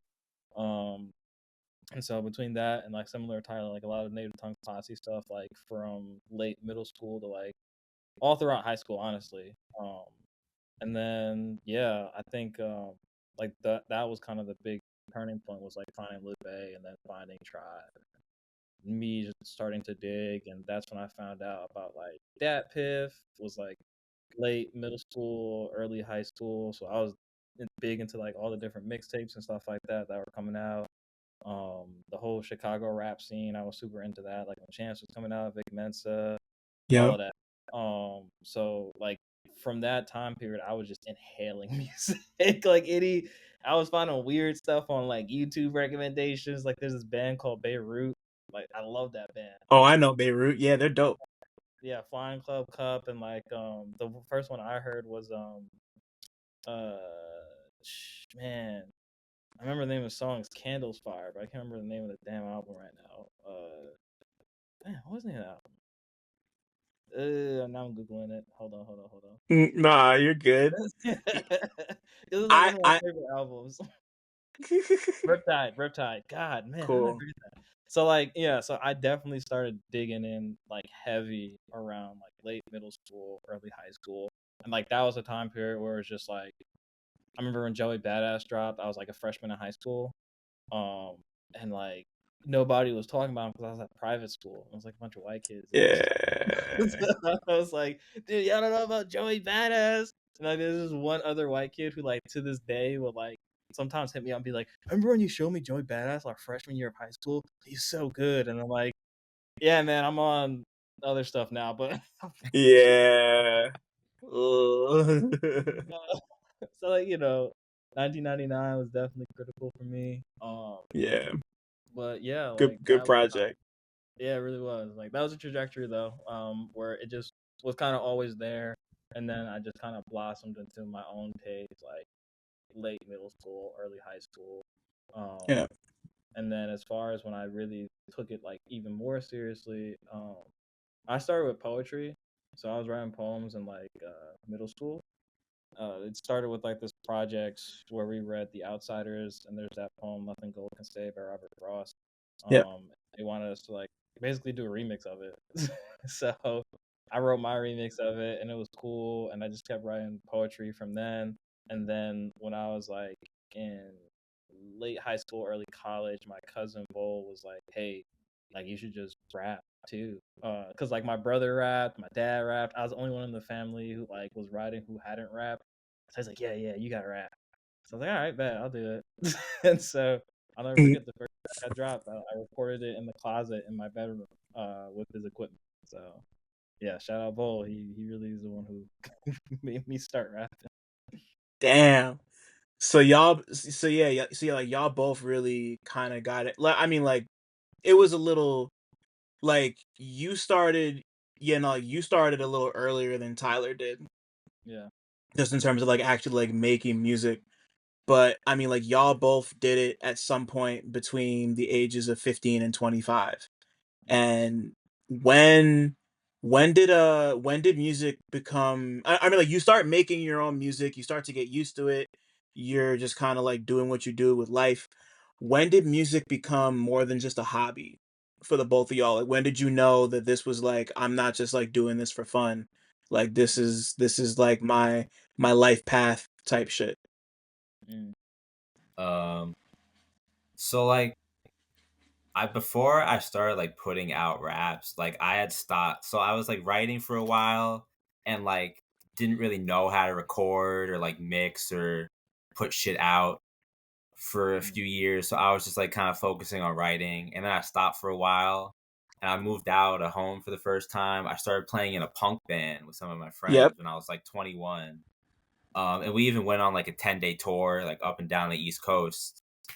And we recorded an EP and all that. And then I just kind of stopped liking it, and I just stopped playing, and then after I moved back home, I just stopped playing guitar really altogether and I started getting really back into writing towards the end of me being in a band, because my friend Vishnu, shout out Vishnu, me and him were gonna do a duo thing, because we were both really into like Flatbush Zombies and like Denzel Curry and whatever else was popping in like 2015. Raider Clan and like first gen Raider Clan shit. Yeah. So like 2017 we started like writing stuff together over like Mad Lib beats and like Can Kick beats, because we didn't know where to get beats, and like recorded some like shitty demos. And then I moved back home and he moved further upstate to like Albany or some shit. And we were gonna name the thing Blackchai because he's Indian and I'm black. But then real mad creative, right? Good, love it. But nah, I love Chai Tea. Shout out Chai Tea. So I took the name because I couldn't think of shit for myself, and I started putting shit out, and like it was whatever for like a few years. I think when I really was like, oh, this is like something I really want to do, like more than just for fun, like if I could really take it to that point, I think I had already moved to Philadelphia. So this was like 2021 or 2022, around the time I like put out my first album, I think, because like I linked up with like No Clue and everything. Yep, shout out to No Clue. Yep. And and we all, the summer of 2021, we all stayed sans Nas. Something came up, so we all stayed in an Airbnb in Bushwick for like a week. I organized that whole thing. Nas organized the whole thing, and then something came up and he couldn't go. So I didn't even end up meeting Nas in person until 2 years ago when he pulled up to New York City for a little bit. And we recorded this when we were working on Pathfinders, but we'll get into that in a little bit. So we stayed in the B&B, and that was like my first real experience of like the music thing being tangible. You know what I mean? Like we were in this B&B, it was like me and like Cruisin', Amir, Riley, everyone who was in No Clue at that point in time.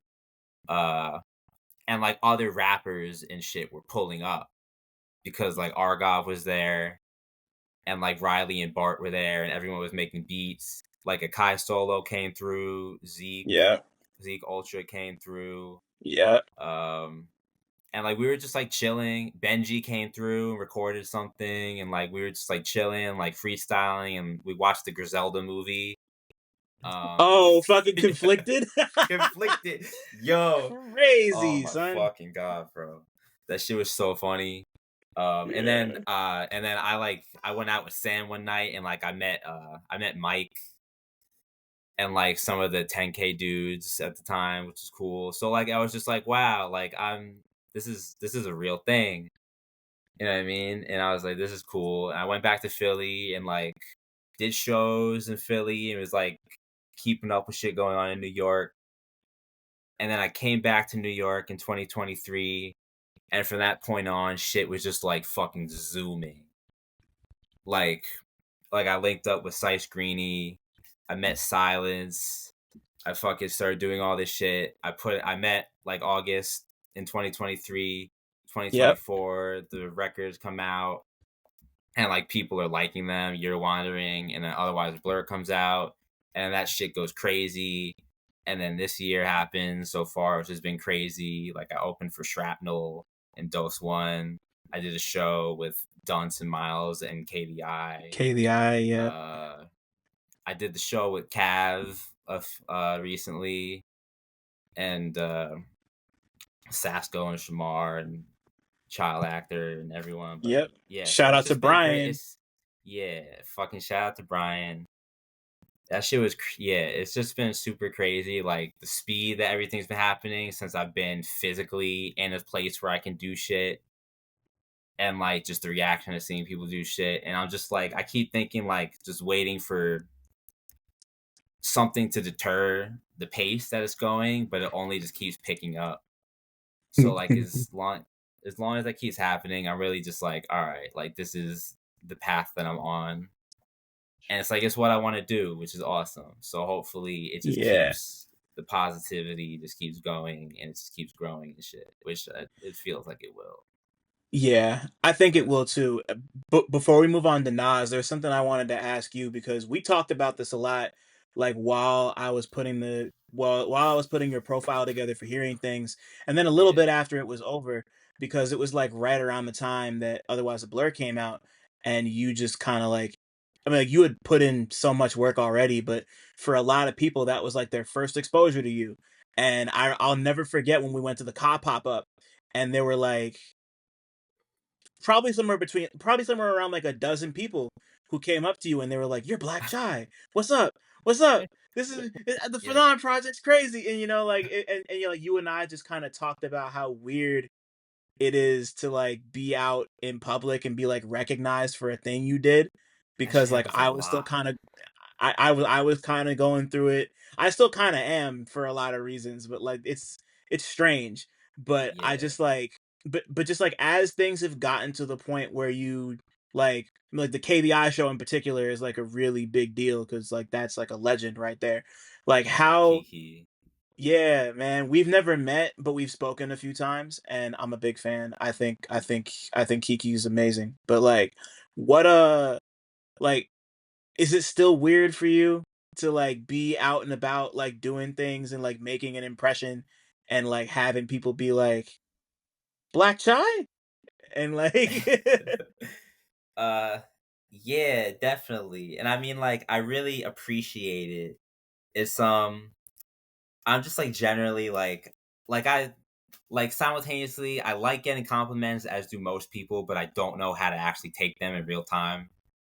Like the first yeah time I think I ever got recognized, still living in Philly, and I went to go see Billy Woods for the first time. And I had done a show in Philly a few days prior, and I was just like standing outside the venue, and some dude came over. It's like, "Yo, I saw your show the other day," and I was like, "I." And like every time I get recognized, it's in a space relating to the shit that we do, so it's like it shouldn't be surprising. But then it's like you pull up to places where it's like you're just there as a person. You know yeah what I mean? Like even if it's like still a show, like you go to another artist show by yourself, you don't pull up with anyone, you're just standing in the back, and half the time someone will come up and be like, "Yo, what's up?" And it's like most of the time it's someone you don't know. yeah So it's like it's weird. And then it like keeps compounding. And like I love it because it just means that people are listening, which is really, I couldn't ask for anything more. But it's still, I'm still not like not surprised when it happens. You know what I mean? Once I'm like I think I'll have to stop caring so much about it once I like pull up to like a coffee shop or like to a Target and someone recognizes me. Hmm. Then I just kind of have to accept reality for what it is. But right now it's still just like a surprise. And I'm like, damn, what the fuck's happening? yeah. But it's cool, like you worked for it and it's like it's never not gonna be weird, but it's just like you did that and you're here and you're making your way.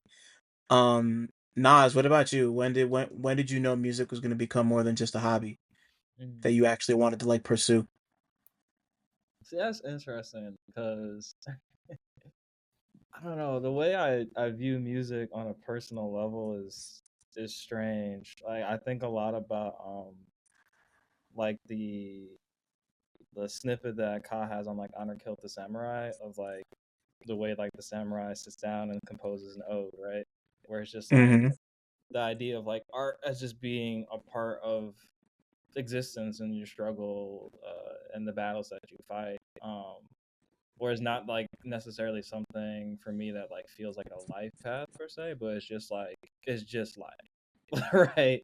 It's just something that I know will always be there, even if it's quiet for a little bit or if it's loud for a little bit, right? I Yeah. think there's a time period for sure, like maybe I said like 2020, 2021 when I first linked up with No Clue, where I was like, oh yeah, nah, we're gonna push this. Like we're gonna like this is gonna be our thing. You know what I'm saying? I really want to be like a rapper, right? And I think that kind of shifted like post 2021 when like a lot of things happened in my personal life, like Tyler was talking about like me not showing up to or not being able to make it to the meetup we had in New York because like everything happened with my brother, where he had like a serious anoxic brain injury, and it's just like it completely warps kind of your perception of yourself and like the path that you're treading. So for me, like ever since that time period, and then like me moving out to Knoxville and going through seminary, it's been a different kind of approach to it, where it's like music is not going to be like the dominating thing in my life, but it's a critical part of my life where there are a lot of Right. things that now like require my attention, require my investment. Like the development stuff is like huge, you know what I'm saying? And like I want to take that as far as I could take it. I want to have my own studio, right? But in the same breath, I never want to stop rapping. you know, Yeah, man. no, and I love rapping with Tyler. I love what we do with Pathfinders, and like we're already talking about the next project. I still have that solo project that's like just in the cut, but I think I'm in a very interesting time period where it's like solo wise, I'm not sure if I want to necessarily pursue a solo career as it stands, right? As a rapper, but I definitely am like fully invested in just still doing music in some capacity. Right. But that's a roundabout way of saying like for me when it became like more than just like a hobby and more like, oh, okay, this is something that's gonna be part of my life was honestly from the time I started. Because like I've been writing and creating for so long that like it just was like, oh, okay, like this is just something I do. And like seeing the way my family operates where it's like my dad was a rapper, my older brother put out multiple albums and he was like around like that underground New York rap scene for a good minute. And like what was that, like the 2010s, 20 like or actually around the time like Joey started popping out, like he was Mm. around pro era guys. So like it was always a thing. Like my brother is my younger brother is a storyboard artist. My little sister writes books. Like my cousins do photography. My cousins rap. Like we're just an extremely artistic, creative driven family unit. So for me, it's just like rap, video games, writing, whatever it might be, I'm gonna be doing it. You know what I'm saying? Yeah. So it definitely like it was just kind of was always there, but it definitely picked up more once I started writing poetry, and then I had that kind of evolution. Like I said, the minute I picked it up, I just loved rap so much that I knew it was going to be something that I just stuck with. Yeah. Right. And like just for context, like for people who don't know, like you really did have a lot going on at one point. Like you got married, everything happened with your brother. You went to seminary like you said. And like you and I would catch up maybe like once every like 6 months or so and you would just like tell me like, "Oh yeah, I'm working at a game development thing. Oh, I'm going to school for this." Like just like the because like when we first met you were like so committed to making music that it was like hearing all this stuff happening to you and watching the development happen and watching you kind of find your way back to it when you had the time and the energy to really put into it. Mhm. It makes me happy to know that that you were thinking about dropping something else solo, but it made me even happier to realize that we had already had this that or like that we now had this kind of newer connection in Tyler and then seeing Pathfinders really come together, especially because it seems like all three of us, I mean like Tyler and I had met before that, but like you Mhm. and Tyler met around the same time that the two of us did. in person at the very least. Yeah. So like for that to happen when we're all at this crossroads is just cool as fuck to me. Um that's great. And like I was going back and re-listening to quite a bit of the older stuff, and just like I was so caught up on By Intention when it came out. I don't know if you remember, but Yeah. like yeah, like I was super duper into that tape, and just like listening to the way those beats came together, and how Honey I Love, like how like the stuff you and E did on there came together, and just like how dreamy but like thoughtful and all over the place, and just like sharp the whole thing was, and thinking to myself like, damn, like where's Nas's next project? Like when is this gonna happen? Like Yeah. like, you know, I'd be like, I know people are waiting on it, and I'm like, whenever you're ready, like people are here. People are here to do what they need to do for you. So I want to know now I want to know more about how, I mean, like of course y'all had the No Clue connection, but when did Pathfinders start? Like when did that really start to first come together, and when did y'all know you were a duo? He's I think it tenting fingers was like Mr. Burns over here. the very tail end of 2022. I think was the first time we made a song, Yeah. and I think that ended up being Sight on the record. Mm-hmm. Yeah, because yeah, he sent me the beat, and he already had like the verse and the hook, and then I did my part. I did a verse, and then I did the same hook, and like it came out really good. And then like as soon as I moved back to New York, we just started, like I was working on Year Wandering all throughout 2023, which I also started at the tail end of 2022. But at the same time, like we were just making songs together too. Like we would send each other beats and just like knock shit out. And then after we had a good amount of stuff, I think not even halfway through 2023, we were like, yo, let's just do like the whole album. I don't remember when we actually came up with the name Pathfinders or any of that. But the whole record, I think, was finished start of 2024, like exactly the same time I finished Year Wandering. And it's just been sitting, and like it's just been like a matter of like mixing and adding some post production stuff, and all that. And Yeah, yeah, I like think I think that's about right. sorry, I didn't mean to cut you off. I'm sorry. I don't know. I'll good.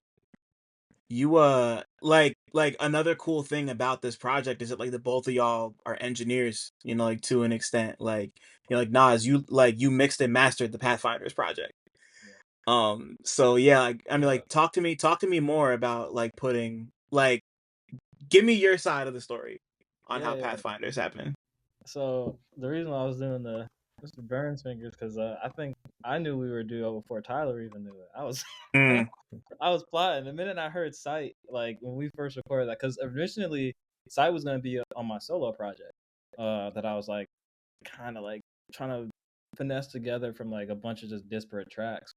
And once I heard Sight, though, I was like, oh damn, we got something here.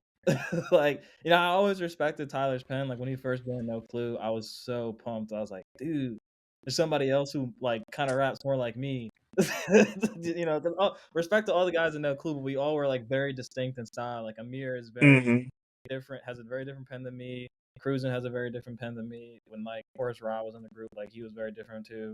Like, you know, it was we were all very different. And like when we came together, we sounded dope. 98 Preem was probably the closest one to like what I was doing, but even then, like he was rapping a lot with Amir, and so that like kind of impacted his style.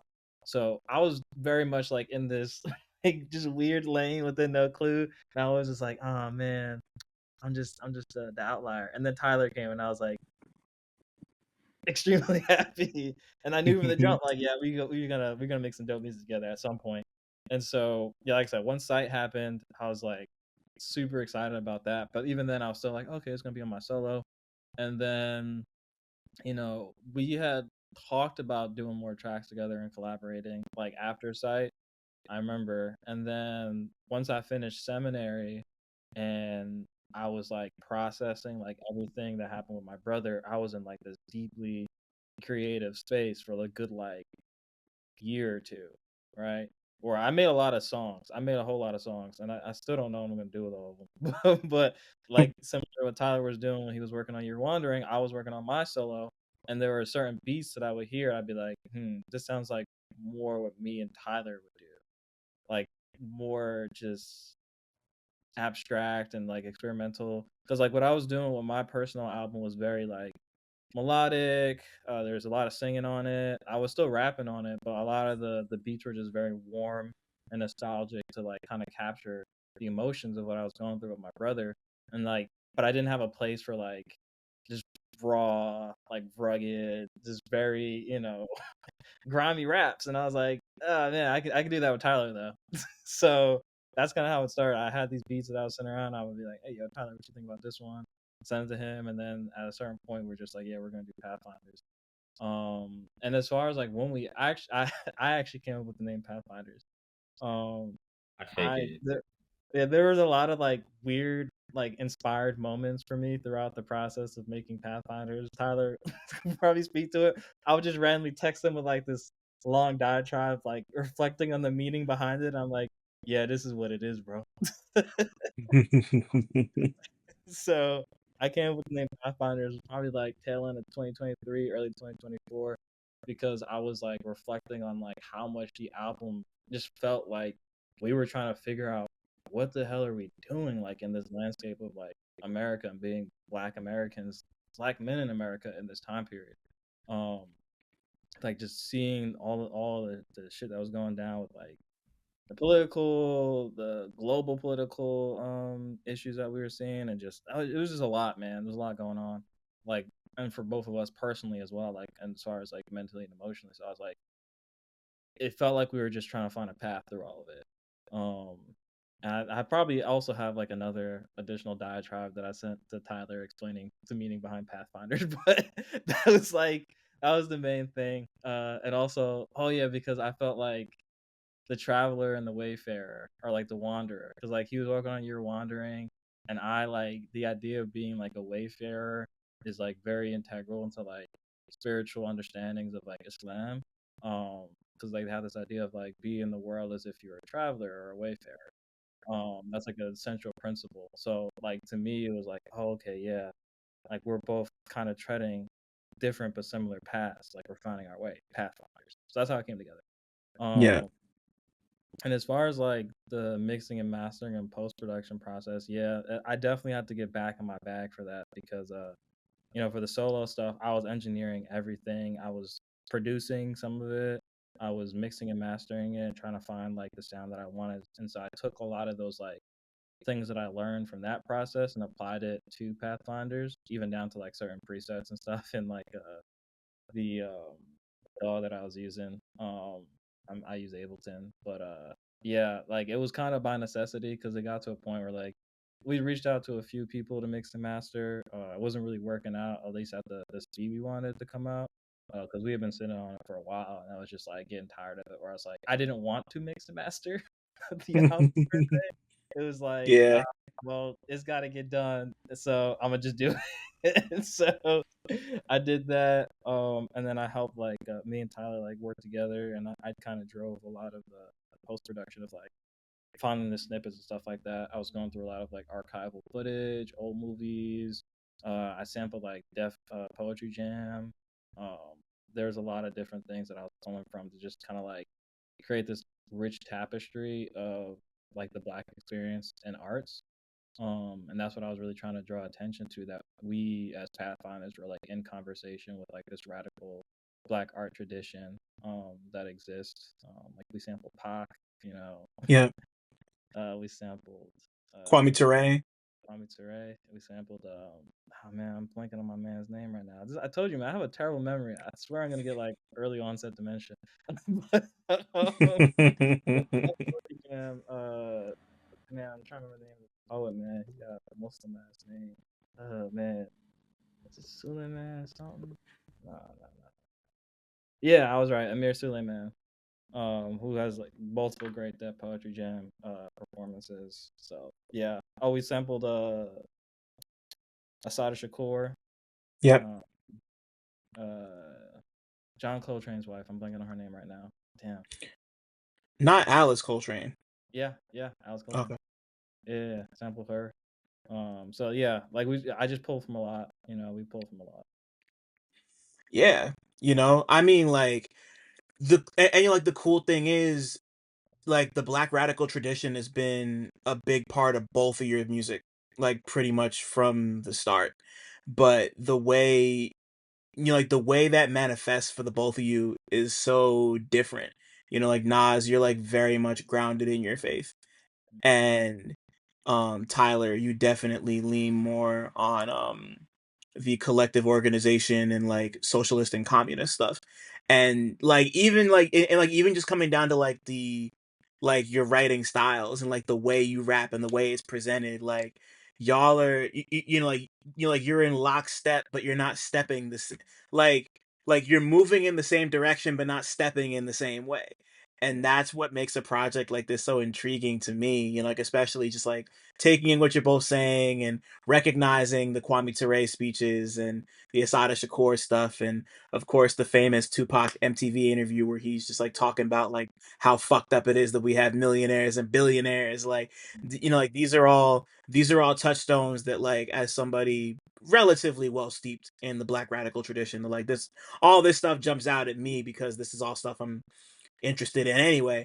But bringing it back to this idea of this like binary star chemistry that y'all have, and it just turning into like, let's just kind of walk this path together.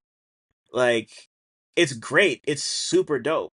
My favorite, like to me, I think the two songs on here that really stood out to me in that way were Pawns, the Haunted House produced song, who, like, she's amazing. I hear a beat and I'm like, that's a Haunted House beat. So like shout out to her. I think it's that one, and I want to say maybe Truth Seekers are my two favorites on here because of that. Just like hearing the way you two are just kind of riding next to each other and like not doing it in the same way, but also like not fighting each other. Like Tyler and I are both Samurai Champloo fans. I'm sure you are too, Nas. But like, like y'all aren't fucking Jin and Mugen like at each other's throats. But you're also not both Jin or both Mugen, because like a duo wouldn't be interesting if y'all were both the same. Yeah. Like that's the recipe for a great duo, is that y'all shouldn't be the same. Yeah. But I wanted to ask about those two songs in particular and how they came together, how you feel about them, and like what, like, if you had to pick a song on here, except for maybe Sight, since you already talked about it, that kind of encapsulates what Pathfinders is all about for you.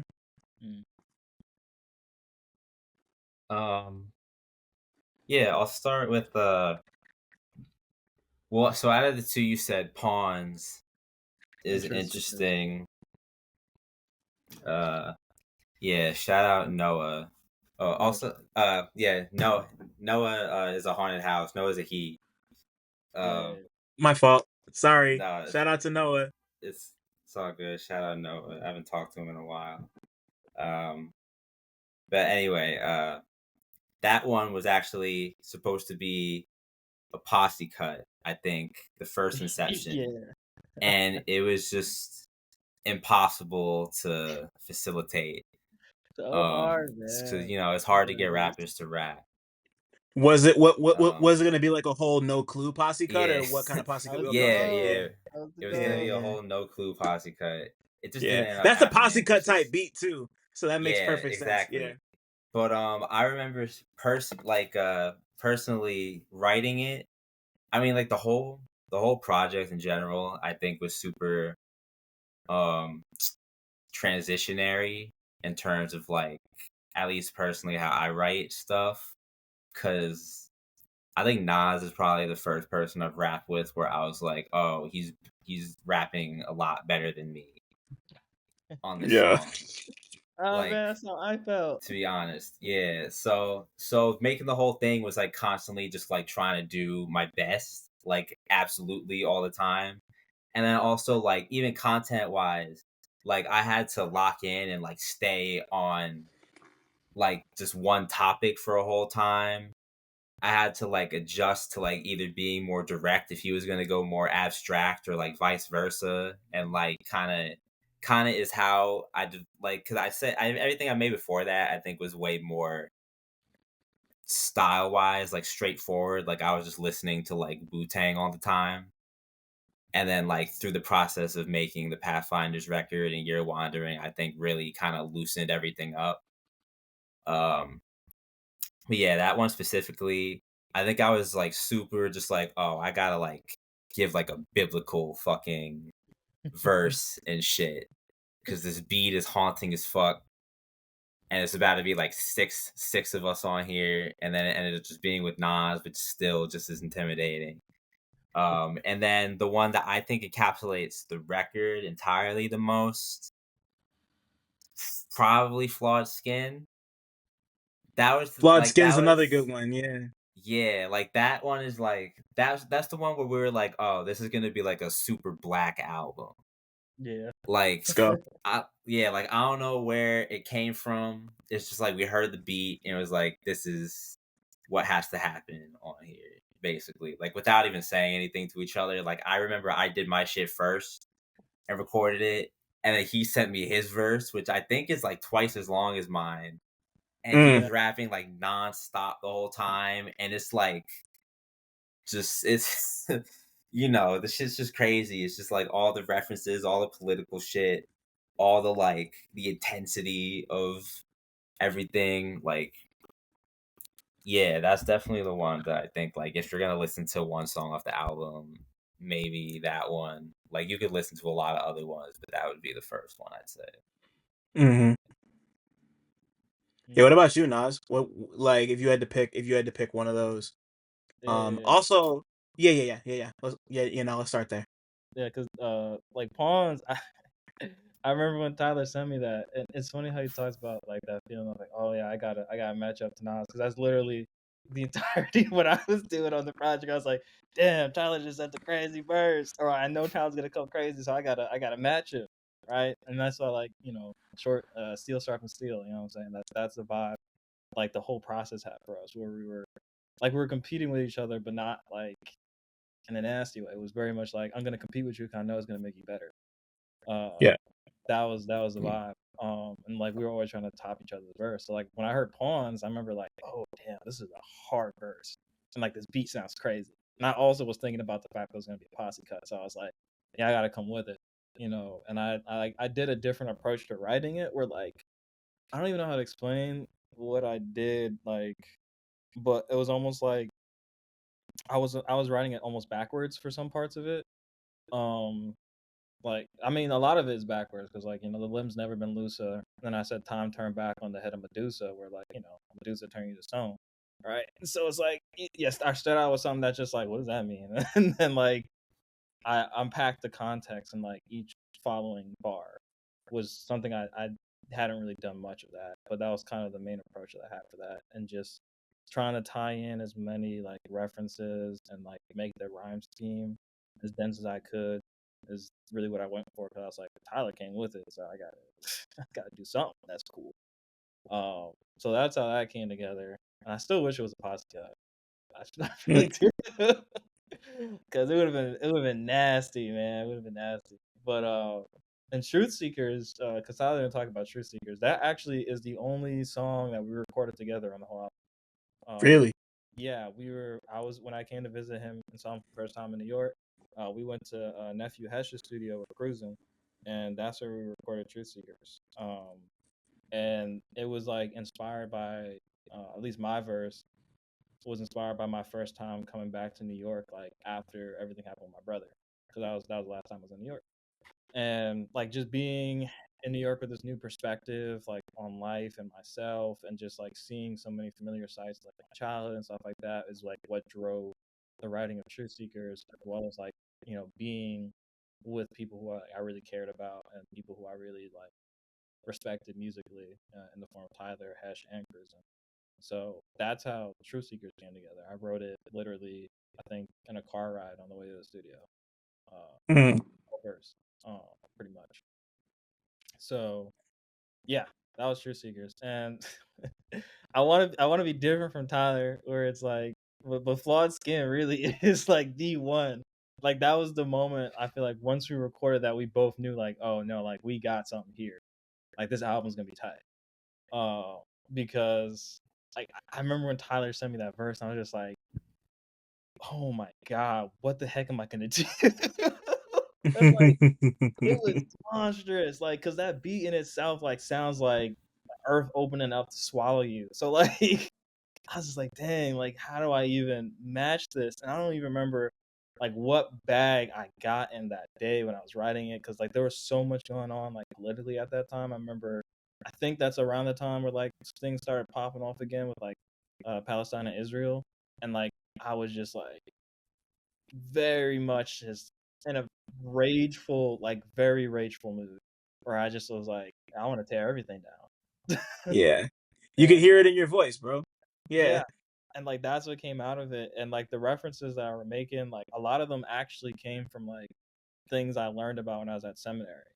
Um, where like the latter part of the verse or like the connection I made, like I don't know if anybody's gonna catch it, but I guess I'll reveal it here. But I said what was it? Sky hooking like Kareem Abdul and jumping through corporate hoops and trying to pursue no bougie mansion.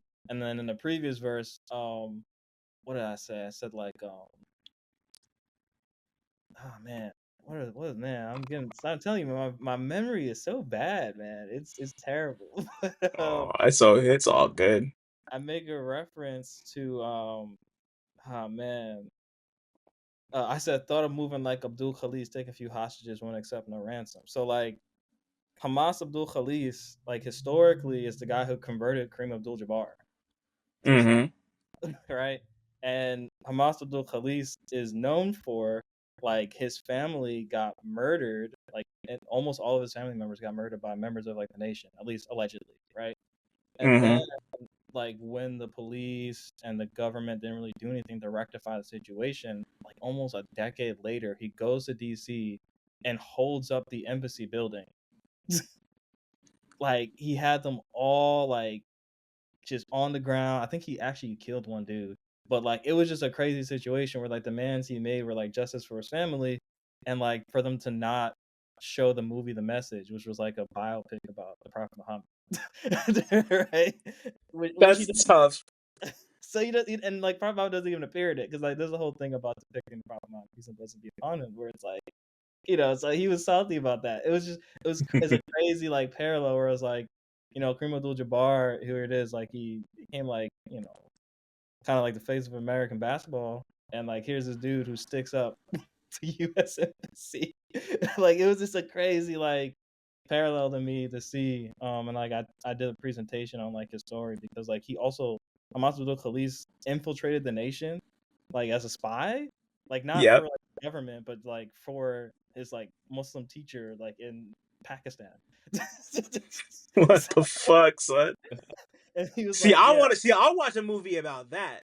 like for Like real, like it's a I'm ready for crazy that. story. Like, and he claims to have converted Malcolm X like away from nation to like traditional Islam. Like his story is wild, and I just wanted That's to reference him crazy. so bad in a rap, and I was like, this is the one. Yeah. Like like nobody else is doing that. Like nobody else I could think of like y'all two are the only two I would think who would do that in Yeah, that specific way. Like and that's just one of the things that makes this project so special to me. Like it's just like all these colliding cultural touch points put together through you guys' respective styles. And I'm still, and like the thing that really blows me about this is that it's like there's like it's 3-year-old material on here. Like you've both grown so much as like people on top of as musicians. Like this is definitely more in line with like the pre-year wandering stuff yeah, that like Tyler was doing in particular.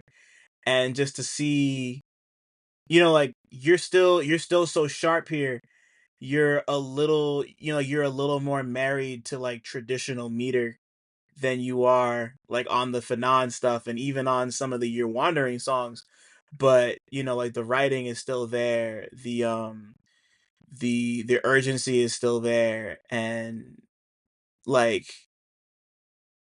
yeah, it's just all it's just all still there, but being like transmuted in this different way. And for it being, for it having been, like 4-ish years since I heard you on a record like this, Nas, it's just like so cool. It's just so cool to me to see that this is like y'all were on this type of time like 2-3 years ago. Mm. And I can only imagine where you're at now, and you're already talking about two. Yeah. So like, damn. Like if this is where you're at 2-3 years ago, like that's the fun thing about taking a while to release music, because it's just like, damn, I'm already on some other type of shit. It's not like you recorded this a week ago and it'll be different in 2 weeks. Like it's just like this is like happening over the course of years. Yes. And yeah, so I'm just like, that's the thing that was cool about digging into this project, just knowing that this was like y'all one or two cycles ago, Yeah. and now you're where you are. Like listening back to it and putting this project out for people to hear. How do you feel about where the both of y'all were as artists in 2022, 2023 as compared to where you are in 2025?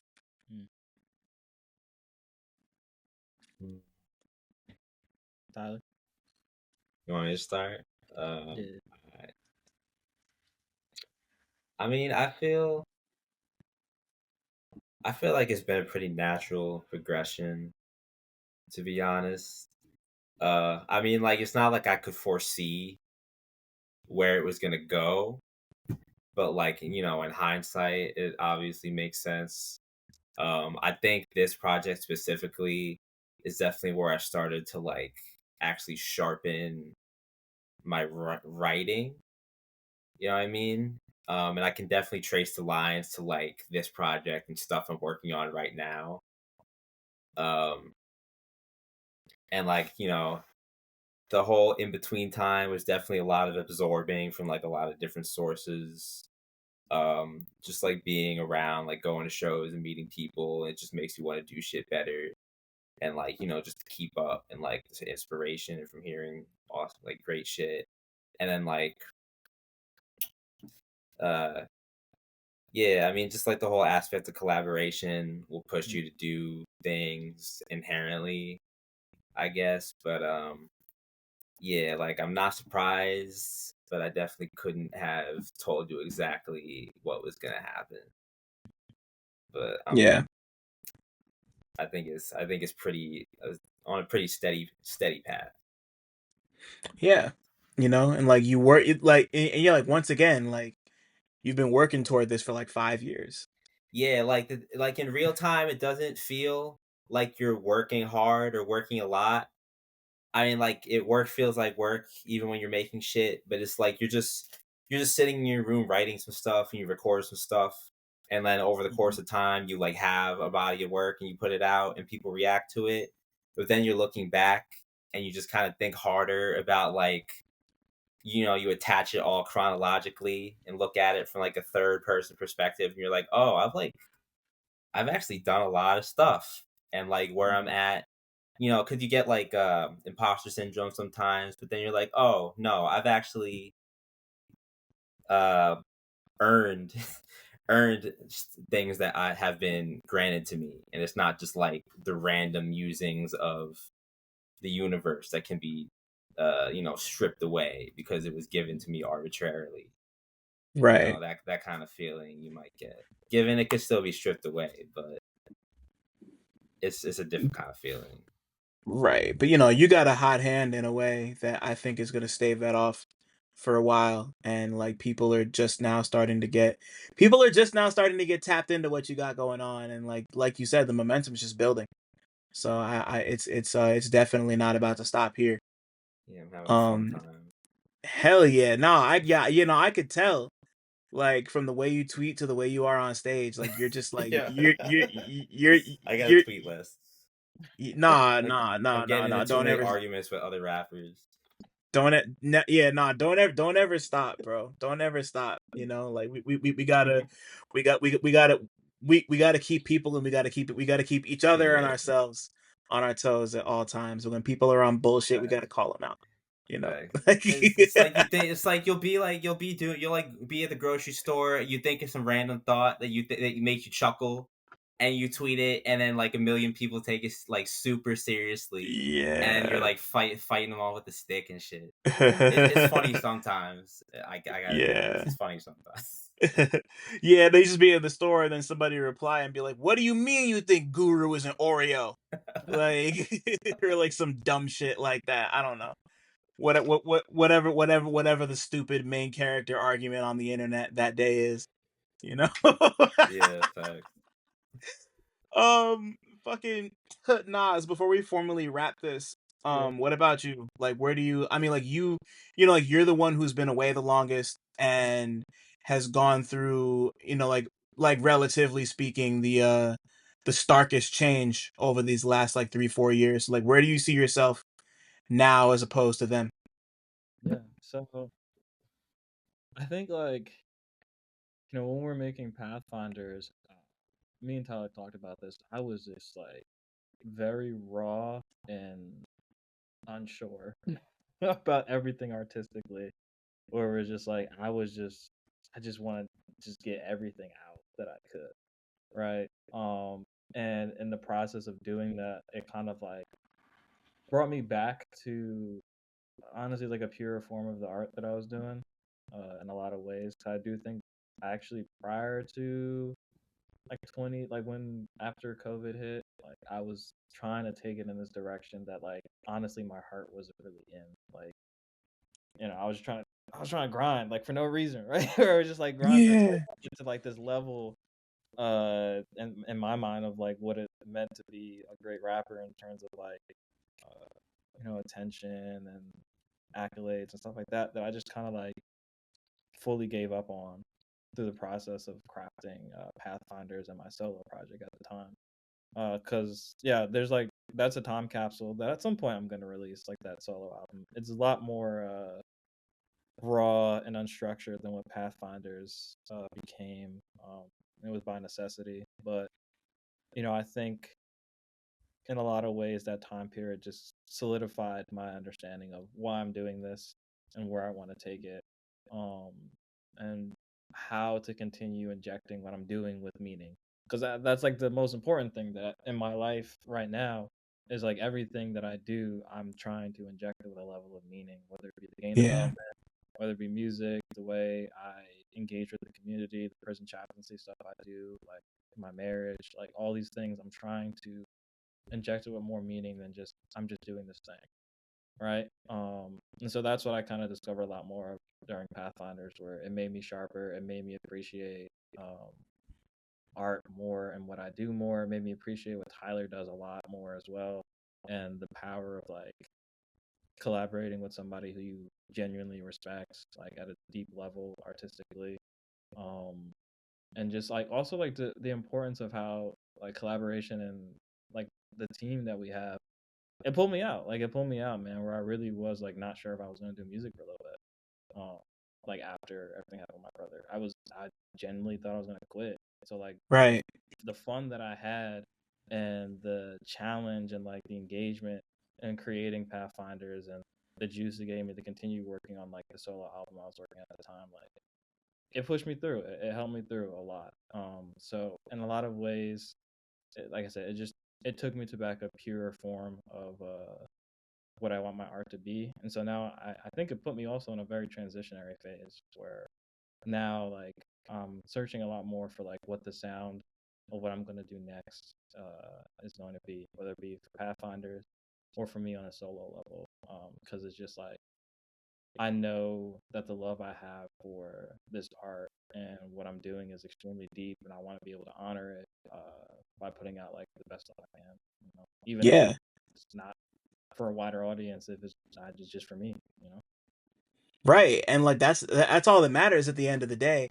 I just like it would have been like it would have been crushing for me as a fan of your work, but also like your friend to like see you hang it up because of the fact that you're at this you're at this intersection between rap, gaming, and religion. That's just like like we've talked about this. I'm not a particularly religious person, but I think those three things there's so much going on in all those three things that just like to have perspective from these three corners, like from a writing perspective and from just like a living perspective is like we we need you to make music so we can hear what's going on in your head. Like there's nobody else who's at that intersection. Like it really does make you incredibly unique. So I just like that's just stuff I think about a lot, like where like what people, like it's not even about the type of music you make, it's about like where your just like where your interests slot you as a human being and as like Right. somebody as like one of the 8 billion souls on this planet. So, yeah, I just I'm sorry, what? No, I really appreciate that perspective, man. That's Nah, I bro. need to hear that. I need to hear that. I'm happy to do it, like yeah, like this is yeah, no, this isn't just me meeting you for the first time and telling you like, yo, you got something, God, like nah, like you like this is like I've known what you're capable of for a long time, and whatever you want to give us is like more than we deserve. So and yeah, you like see and just like once again seeing up I'm gonna save the gushy shit and for until after this last question. So Nas and Tyler, Illohim, blackchai. If your lives were movies, what would they be about? Ooh, It could be a movie together. It could be y'all do two separate things. Whatever feels right, whatever comes to you most naturally. yeah, man. Hmm. If what would I want it to be about? Yeah, what would you want to do? Or yeah, like either what would you want it to be about, or like what would a movie about your life be about, like currently? It's very open ended. There's no right answer. Got you. I think if I could choose my life to be a movie, it would probably be maybe not exactly. It would probably be something akin to like Crooklyn. Yeah, hell yeah. Just like if I would want it to be like just an ideal situation. I guess not everything that happens in Crooklyn is very ideal. Yeah. But it's just like the aspect of just like it being summer and being in Bed-Stuy, like pre-gentrification, and like just that's all the responsibility you have.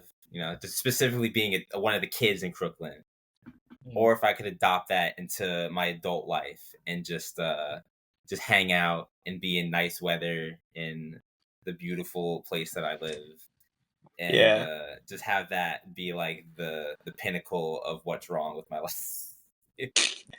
Yeah. but still be Yeah. making music. Just whatever good Right. is going on here in reality with the backdrop of Crooklyn would be perfect. I'd give it the highest rating on Letterboxd. That'd be that'd be smooth, like you'd even go spend a little bit of time in Maryland like they do like halfway through in Yeah. Crooklyn, and hopefully it wouldn't end with the crib you've been living in being bought out by people and being used as a fucking bed and breakfast or an Airbnb like that house currently is. Is that what The they do with fucking it? the fucking Crooklyn apartment is a it's either a bed and breakfast or an Airbnb. Like No somebody fuck. bought it.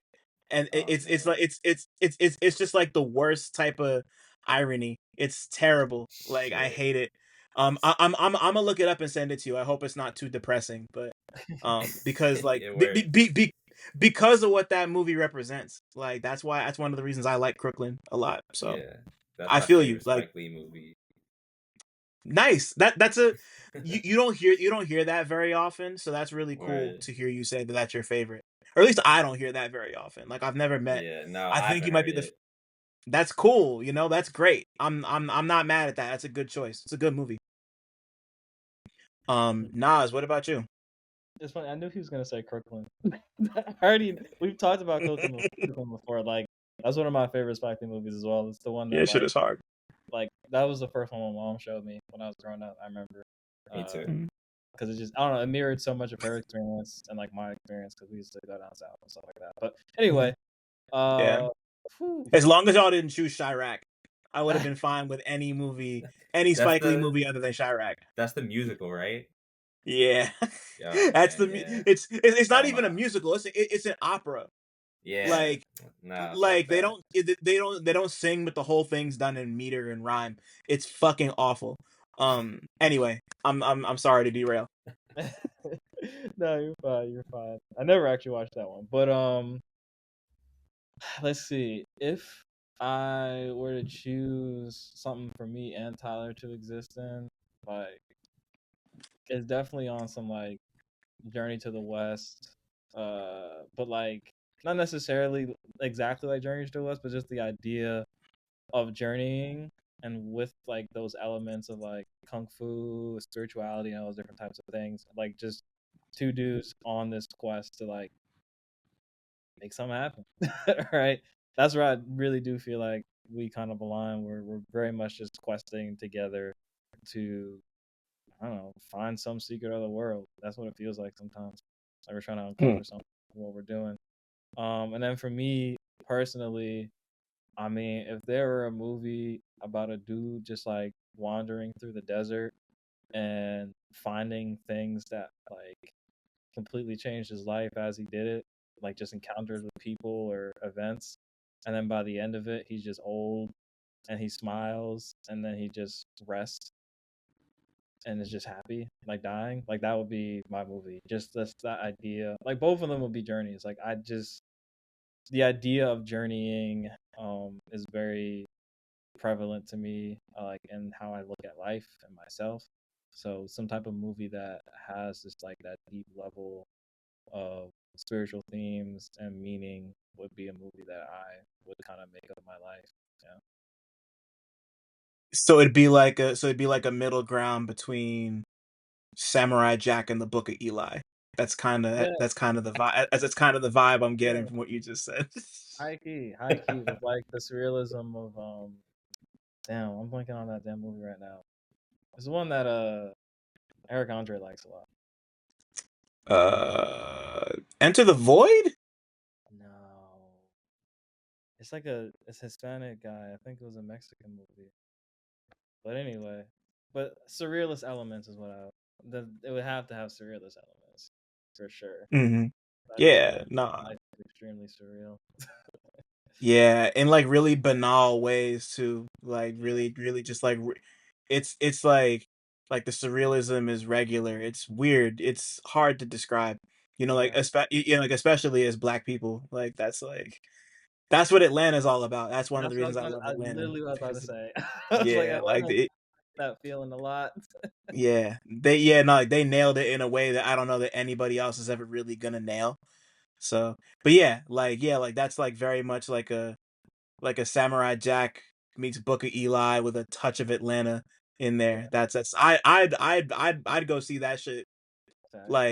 Like I would pay money and not use my Stubbs membership to go see it. Like that's the type of time we're on. Alright. But damn, man. I mean, like I knew this was gonna be a special one. Like I said, I've been trying to have the two of y'all on here separately for a while, but once Pathfinders happened, and I was like, yeah, this is like it was this was everything I thought it would be. I hope it was for y'all. No, Like absolutely. man, like yeah, no, it's like thank y'all for being here. Thank you for your brotherhood. Thank you for the music that you make and just like being yourselves on record and like for coming together and giving us something really special to chew on that I hope keeps y'all fulfilled and that maybe we get more of in the future. You know, like this is Sure. yeah, nah, just like yeah, nah, just like as like a peer and a friend, I'm just like proud of the both of y'all on like both of your respective paths. It's really dope to see, and it's amplified by the fact that y'all are together. So Yeah. Thank you, man. come on, bro. Yeah, it's just yeah. I think like y'all are on your One Piece journey right now, and I'm excited to see how far along the Grand Line you get before they throw a fucking Arlong your way. You know.